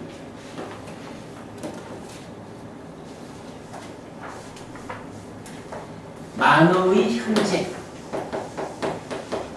나의 만호가 지금 뭐 하고 있지? 나의 만호가 지금 눈을 지원해가지고 보고 있어. 요거 알 수가 있겠죠. 여러분, 우리가 뭐 사띠 이런 말은 모르더라도 틈틈이 나의 삶을 들여다보면 내가 지금 걸어가고 있네? 어떨 때는 내가 걷는지도 모르고 그냥 걸어가고 있죠. 그러나 틈틈이 보면 내가 지금 걷고 있구나, 그렇게 알죠. 대표적으로요, 제가 요새는 참 운전을 잘 안 해요. 제가 출가 전에 운전할 때 보면 틈틈이 깜짝깜짝 놀라는 게, 고속도로를 달리잖아요. 근데 그러니까 딱 정신이 들어서 보면 한 10분쯤 어떻게 왔는지를 모르는 거예요. 그냥 분명히 한 10분 동안 사고 안 내고 왔으니까 그동안에 내가 보면서 운전을 했겠죠. 그런데요, 그냥 운전을 했는데 나는 내가 지금 운전하고 있는 줄 모르고 그냥 운전한 거야. 뭐 본능적으로 어떻게 했는지 모르죠. 그런데요, 한 10분쯤 그냥 운전하고 왔다가 팍 내가 어떻게 여기까지 왔지? 이런 생각이 들 때 정말로 이거 소름 끼치는 일이거든요. 내가 지금 운전하는 중이다.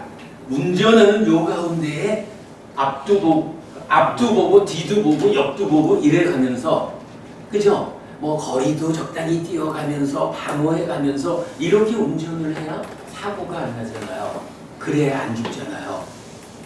그런데 순간순간 놀라는 게 한 10분을 그냥 온 거예요. 10분을 왔는데 그 사람 어떻게 왔는지를 몰라. 그러니까 그냥 본능적으로 하던 대로, 글쎄 마음은 어디 갔는지 모르는 상태에서 운전을 했겠죠. 요런 때는요, 사실은 운이 좋아가지고 주변에 누군가가 부딪혀 오지 않았으니까 사고가 안 난 거지, 만약에 그때 어떤 상태로 나하고 똑같은 놈이 있어가지고 그냥 오다가 다가왔다 이러면 방어가 안 되잖아요. 뭐 요런 우리가 구분할 수 있잖아요. 지금 뭐 제가 이런 행위하는 측에서 말했지만은 감각한다라는 데서도 내가 지금 보는 줄 알면서 보는 거하고 보는 줄 모르면서 보는 거하고가 다르죠.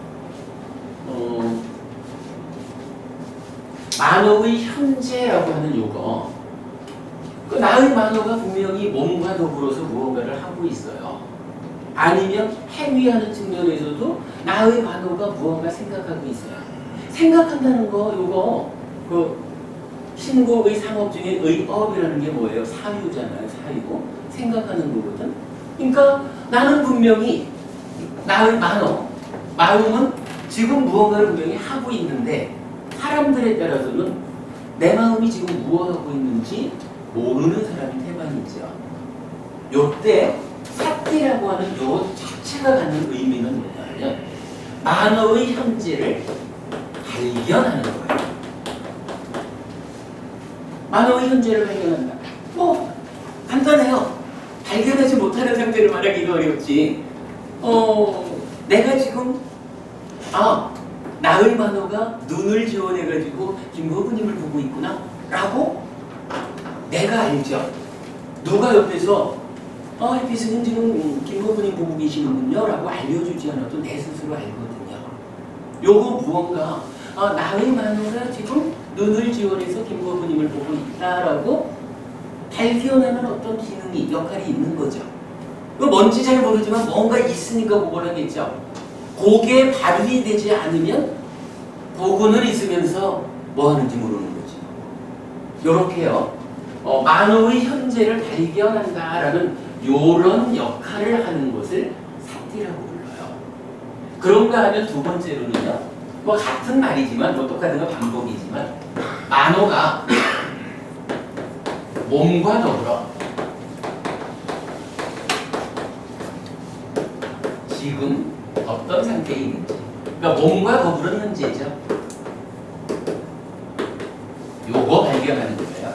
그러니까 만호라고 하는 요 마음은 기본적으로 뭐 오늘도 계속 얘기가 그거죠. 안입이 설신의 해가지고 몸과 함께하는 의, 몸과 말과 마음의 행위, 신고의 삼업 이래가지고 몸과 함께하는 의업 이렇게 나타나죠.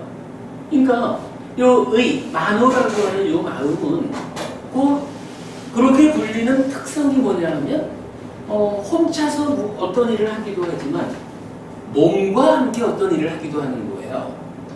그러면 사띠라고 하는 지금 만호가 의지하고 자기는 해탈을 의지하는 요 사띠라고 하는 요 단어가 구체적으로 뭐냐라고 하면 바로 요거. 무언가 역할을 하는 것이야. 어떤 역할을 하느냐? 만호가 지금 뭐 하고 있는지 발견해내는 역할을 합니다. 만호가 몸과 함께 지금 무엇을 하고 있는지 발견하는 역할을 합니다. 예, 이런 기본적으로 만호가 주변과 어떤 관계를 가지고 있느냐 이전에 만호 자체는 무엇일까? 이렇게 보자고요. 그리고요, 요거 발견한다라는 요거는 이제 우리가 어떻게 표현하나요? 뭐 많이 우리가 알고 있는 쓰는 표현이 우리가 알아차린다라는 표현하죠. 뭐 우리 교단 한국 테라와다 불교에서는 사띠를 어떻게 번역하냐면 알아차림이라고 번역을 해요. 알아차리는 거야. 알아차리는 거야. 요거 발견하는 거죠. 그런가 하면 우리 경전을 번역하신 초기불전연구원 이쪽에서는 요 표현을 마음챙김 이렇게 번역을 하죠. 그런가 하면 또 다른 번역기관이죠. 한국과학리성전협회 이 전재성 박사님께서는 요 사띠를 새김이라고 번역을 하죠. 뭐 이 위에도 여러 가지 번역어들이 있어요. 그러니까 사띠 여러 가지 말로 번역되어 불리고 있지만 우리가 구체적으로 알아야 되는 것은 알아차림이 됐든 마음챙김이 됐든 새김이 됐든 어떻게 불리든 간에 사띠라는 요 단어를 부처님은 어떤 의미로 쓰셨을까? 바로 나의 만호가 지금 어떠한 상황에 있을지 발견한다. 나의 만호가 몸과 더불어 지금 어떤 일을 하고 있는지 그거 발견하는. 그런데 이 발견한다라는 의미를 제가 좀 전에 좀 어색했지만 설명드린 거죠. 운전을 하면서 내가 지금 운전하고 있다. 요거 스스로 발견하지 못한 상태에서 운전하면 위험하거든요. 이게 재밌는 이야기가 여러분들 아직 잘 모르시는데요. 저기 부산대학교 앞에 가면은 붓다의 길 따라 선언이라고 우리 교단의 이사장 스님이 계셔요. 그분은 하여간 공부가 높은 분이셔요. 그 스님께서 언제 한번 법회를 하시면서 이런 이야기를 하시더라고요. 나는 운전을 하는데 거의 사고가 안 나. 근데 운전하는 사람이 열심히 사고 나고 또 열심히 저기 하여간 교통단속 벌금 내라고 나가오고 이러면 곤란하잖아요. 운전하는 사람이 사고 안 나고 벌금 용지 안 나러 오면 이거 아주 잘하는 거고 잘하는 걸 넘어서서 훌륭한 거거든요. 그러면서 이제 스님 그 말씀이셔요. 나는 늘 삭기해. 나는 늘 삭기해. 운전을 하면서 여러분 앞을 봐야 할 때, 옆을 봐야 할 때, 뒤를 보아야 할 때 소리에 대해서 운전하는 동안에 발생하는 다양한 상황들에 대해서 늘 나는 지금 운전하는 중이다 라고 깨어 있습니다. 내가 운전하는 이 상황에 대해서 늘 나의 마음이 몸과 함께 어떠한지 혹시라도 이 마음이 운전하다 말고는 엉뚱한 생각으로 빠져들어가가지고 한 10분쯤 어떻게 갔는지도 모르고 달려와서는 아이고 어떻게 갔지? 이런 상황 만들어주면 안 되잖아요. 삭기를 잘하면요 그런 생각으로 마음이 딱 넘어가려고 할 때 안 돼. 운전 중이야 딴 데 가지 마. 이렇게 붙잡아내는 거거든요. 기본적으로 삭기 요겁니다. 만호의 현재를 발견이란 말은 제가 붙여본 말인데 아주 잘 붙인 것 같아요. 만호의 현재를 발견한다. 만호가 뭔가 더불어 지금 어떠한 상태에 있는지 무엇을 하는지 발견한다. 요거 삭기입니다. 알아차림, 마음챙김, 새김 다양하게 번역되어 있습니다. 자, 요렇게 이제 삭기라는 것이 알려지고 나면 이제 이 얘기가 가능해지죠. 몸은 만호, 마음에 의지한다. 마음은 몸을 두어서 대상을 감각한다. 그런데 만호는 삭기를 의지한다. 그리고 삭기는 만호를 도와준다. 그러면 삭기가 만호를 어떻게 도와주는 거예요? 지금 말한 그대로죠. 만호가 무엇을 하고 있는지 발견해 주는 거잖아요. 지켜봐 주는 거잖아요. 만호? 그래 지금 눈을 통해서 의보부님을 보고 있구나. 잘하고 있어. 이렇게 지켜봐 주는 거잖아요. 그러니까 의지하고 도와주고 요게 되는 거예요. 그런데 말이에요. 여기서 만약에 이럴 수 있는 거거든요. 도둑놈이 도둑질을 잘 하려면 어떻게 해야 돼요? 도둑놈의 마음이 그렇죠. 도둑님의 마음이 도둑님의 몸을 잘 단속해가지고 잘 살피고 그야말로 저기 고양이처럼 그 움직임이 티나지 않게 요래해가지고 훔쳐와야 성공하잖아.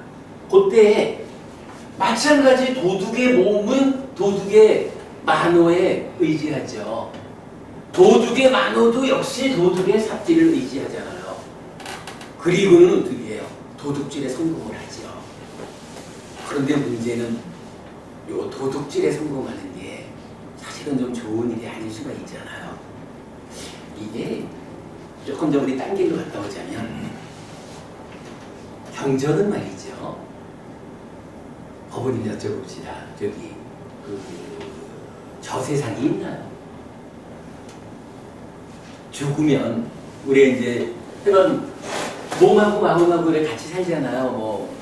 분명히 몸만 있는 사람도 없고 마음만 있는 사람도 없거든요. 그런데 법원님 생각은 어떠신가요? 살다가 보면 몸이 죽어야 되거든요. 길어야 몇 년이겠지 뭐. 그러면 몸이 죽은 다음에 요 마음이 몸 따라 죽는다라고 말하면은 저 세상이 없는 거죠. 그런데 몸이 죽어도 마음이 따라 죽는 게 아니요 라고 말하면 어떻게 해요? 요 마음이 또 살아가야 되니까 새로운 몸과 만나서 또 살아가야 되죠. 그건 저 세상이 있는 거죠. 어머님 생각은 어떠셔요? 저 세상이 있을까 없을까? 저 세상에 있다고 생각하고 이 세상에서 마음을 다 잡고 살려고 하는 아, 그러니까 이제 확실히는 모르는데, 그죠? 확실히는 모르는데 그래도 그래야 될 것 같다. 맞는 말씀인데 기왕이면 뭐 우리 공부를 하다 보면 확실히 알게 돼요. 왜냐하면은 우리가 누구냐고 부처님의 지지자거든요. 불교 신자. 그러면 부처님에 대한 믿음을 갖는 거예요.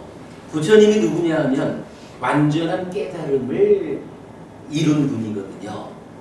부처님이 완전한 깨달음을 성취했다라는 이야기는 부처님이 깨달아서 가르쳐주는 우리가 배우는 부처님 가르침이 완전한 가르침이라는 얘기거든요. 근데 이 완전한 가르침에서 어떻게 말하냐 하면 저 세상이 있다라고 말해주거든요. 그러니까 불교 신자인 우리는 확실하게 알 수가 있는 거예요. 아니 부처님이 가르쳐 주셨는데 뭐 저 세상이 있다고. 그런데 이제 이런 믿음 하에, 그 믿음 하에 그대로 살면 되죠. 그 상태에서 이렇게 한번 보자고요. 저 세상이 있다라고 알고 사는 삶하고 저 세상이 없다라고 알고 사는 삶이 조금 차이가 있어요. 어떤 차이냐 하면 만약에 저 세상이 없다라는 것이 맞다면 사는 방법이 좀 달라요. 저 세상 없는 게 분명하다 그러면요, 우리가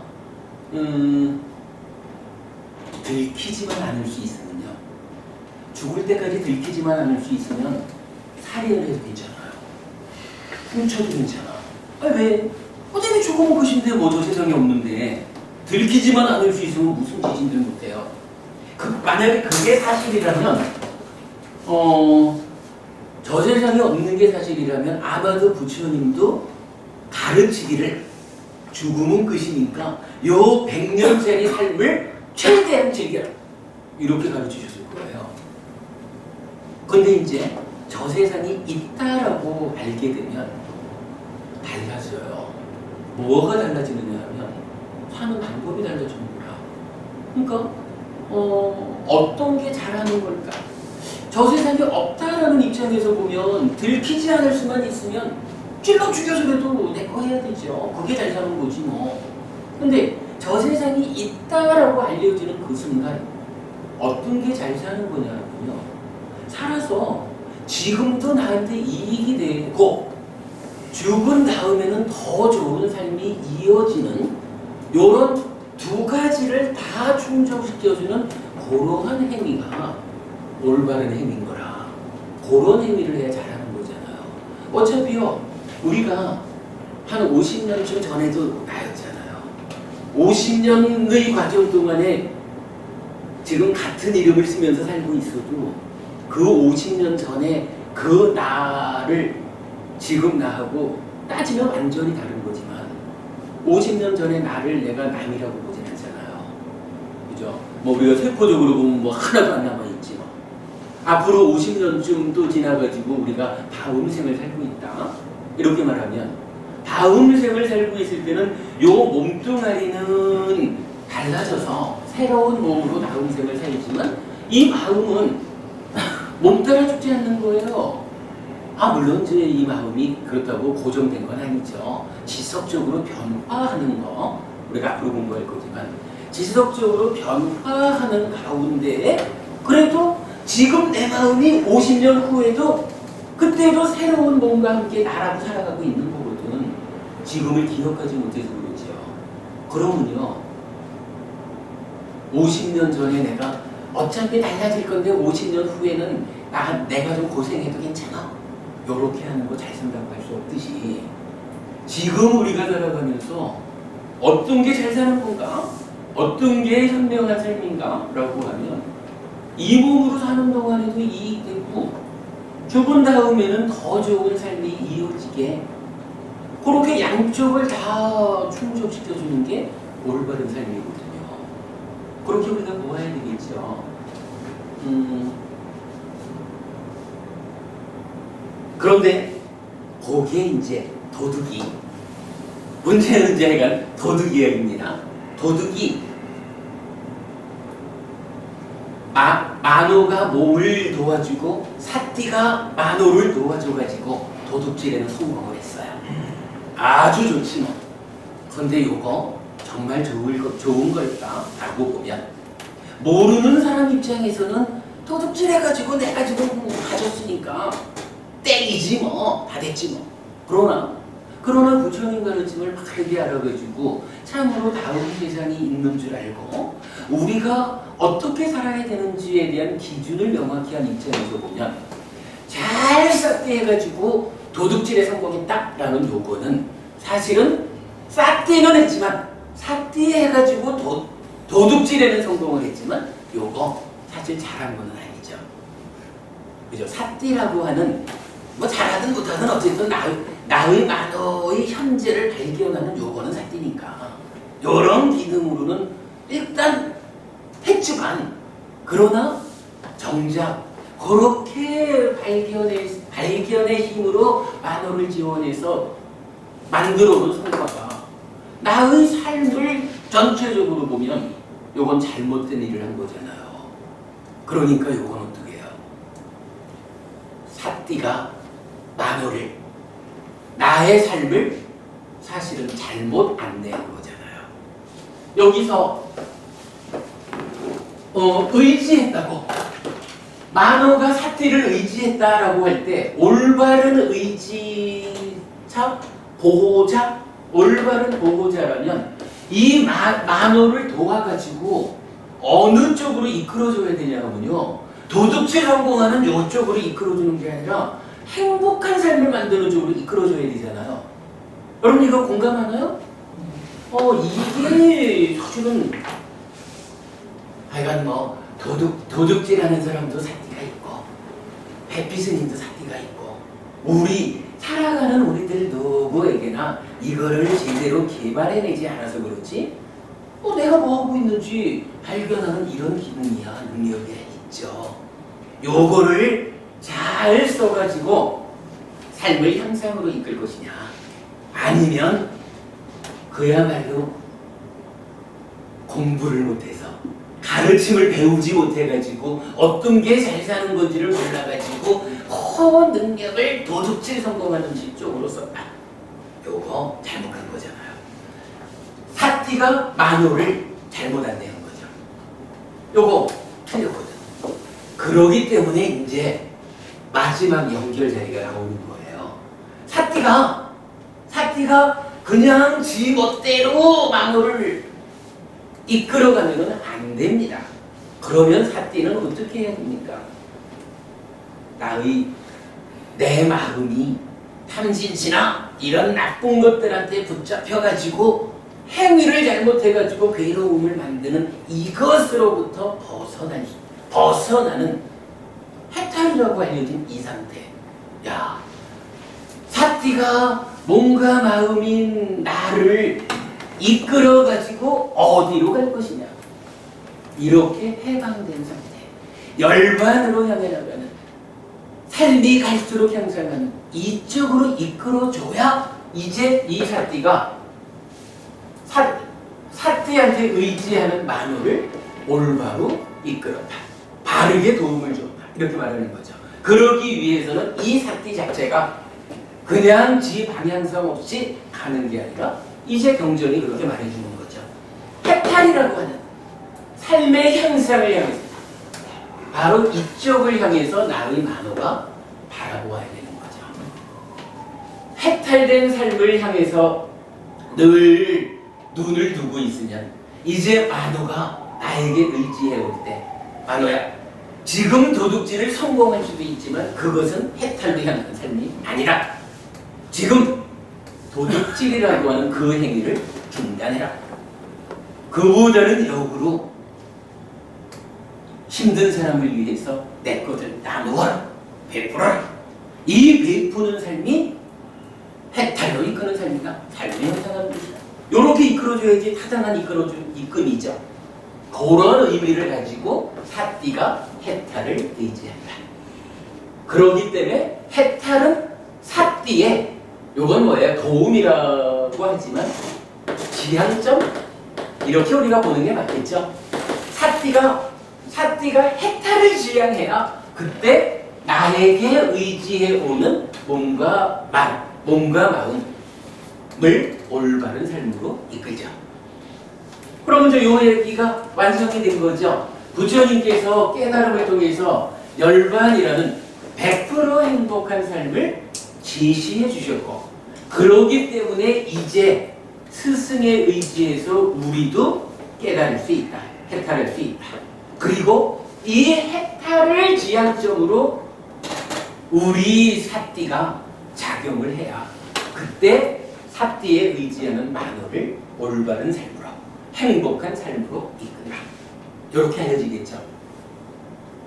운나마바람경이라는 경이 전체적으로 요 얘기를 해줘요. 그러면 여기서 이제 우리가 결국 이제 그 대념처경이라는 수행을 설하는 경전을 공부하면서 오늘 핵심적으로 삿띠는 이런 것이다. 삿띠 자체는 무엇이냐 하면 만호의 현재를 발견한다. 만호가 몸과 함께 지금 무엇을 하고 있는지 발견하는 것이다. 그런데 그 주변 관계로는 그렇게 만호를 발견해서 도와주는 행위를 어디로? 해탈로 나아가는 이 방향성을 명확히 하고 이끌어주는 것. 요게 삿띠다. 이렇게 보면 되겠죠. 삿띠의 몸통과 그 방향성, 역할을 이 역할이 어디로 이끌어야 되느냐 하는 것까지로 해서 삿띠의 개념을 우리가 말하도록 하겠습니다. 운다마바람경 요건 이제 재밌는 이야기는 이렇게 마지막에 이렇게 나와요. 열반이잖아요. 질문이 계속 무엇을 이렇게 의지하냐고 넘어왔잖아요. 마지막 질문이 고타마 존재시여 그러면 열반은 무엇을 의지합니까? 이랬어요. 이 연결관계로 보면 열반도 무언가를 의지해야 되겠죠. 그런데 여기서 이제 불교 안에서의 정말 100% 행복이라고 하는 중요한 명제가 하나 선언이 되는 거예요. 바라문이여 그대는 질문의 범위를 넘어서 버렸다. 그대는 질문의 한계를 잡지 못하였구나. 바라문이여 청정고명을 닦는 것은 열반으로 기결되고 열반으로 완성되고 열반으로 완결되기 때문이다. 이래요. 그러니까 사실은 우리 불교 안에서도요 이런 말들을 해요. 열반을 실현했다라고 하면 그 다음에 중생구제를 위해서 돌아온다, 배양한다, 뭐 이렇게 이제 말하는 분들도 있어요. 그런데 부처님은요 명확하게 알려줘요. 열반은 완성이다. 열반으로 끝나는 것이다. 우리가 우리의 삶에서 열반을 실현하면 그것으로 끝난 것이다. 완성된 것이다. 중생구제 이런 이야기도 사실은 그 열반을 향해서 나아가는 과정 한 발 앞서가면 한 발 뒤에 있는 사람이 따라오는 게 중생구제예요. 열반을 실현했다 하면은 열반을 실현한 그러한 삶의 모습을 보여주는 자체가 중생구제죠. 그러한 삶을 추구해서 보는 여기에 다시 중생을 구제하기 위해서 되돌아가는 이런 일은 부처님 가르침으로는 없다라는 부분을 우리가 명확히 알자고요. 자, 이렇게 하겠습니다. 그럼 이제 우리가 그 대념처경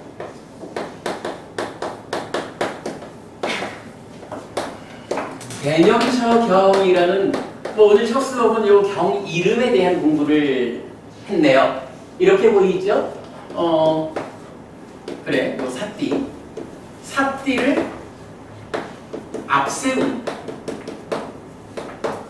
삿띠를 앞세움에 대해서 설한 경전입니다 라고 했죠.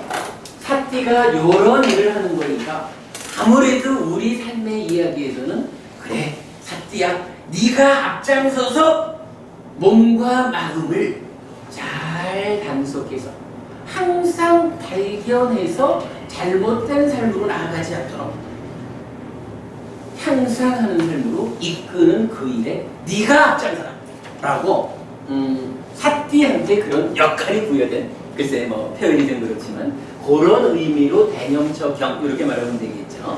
그런가 하면 이제 두 번째로는 이게 사실은 말처럼 쉽지는 않잖아요.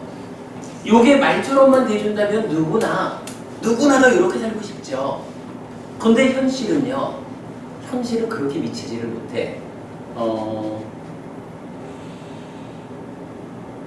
사띠가 만호를 이렇게 다스려가지고 향상으로 이끌자라고 하는데, 만약에 요 만호가 좀 안 좋은 성향을 무지하게 강력하게 갖고 있다. 그런데 사띠는 내가 이제부터 사띠를 앞세워서 삶을 향상으로 하자라고 마음은 먹었지만 아직까지 이 사띠가 어려. 어린애 같아. 힘이 없어. 요러면 이게요. 시소라는 걸 놓고 한쪽에 사띠가 타고 한쪽에 만호가 타 있다. 근데 이 만호가 이게 아주 나쁜 버릇이 강하다. 이러면은 시소는 이쪽으로 기울잖아요. 그러니까 달리 말하면 사띠가 아주 힘이 약하면 만호를 다스려가지고 향상으로 이끌지를 못하잖아요. 그러니까 이제 그 일을, 그러니까 사띠를 앞세워서 그런 일을 하자라고 하려면 우선적으로 해줘야 되는 일이 있거든요. 사띠를 어떻게 해요? 그렇죠. 사띠를 강화해야 되는.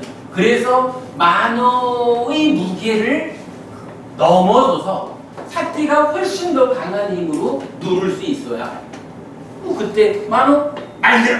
이게 가능하죠. 5살짜리가 20살 먹은 청년 보고 알들어! 이러면은 웃지 말을 들을까? 역의 경우가 되어야 실제로 제어가 되죠.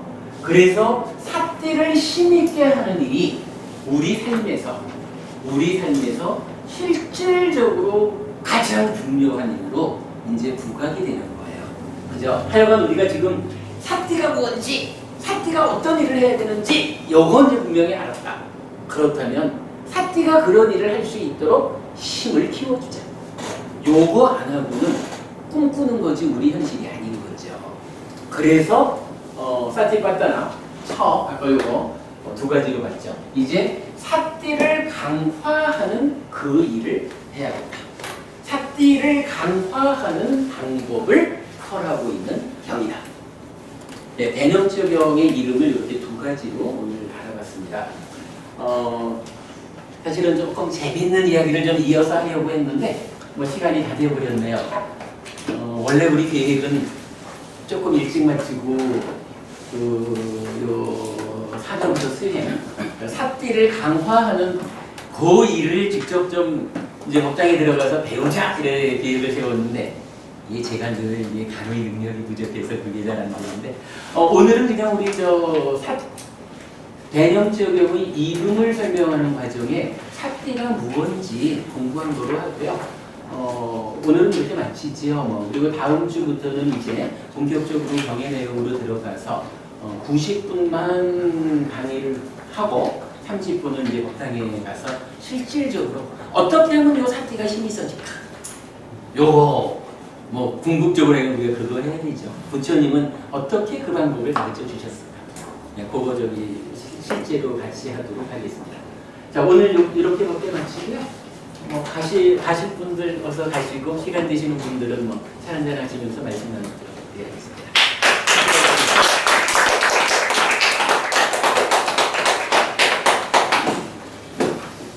근데 어찌 보면 그게 어려운 것도 아니죠.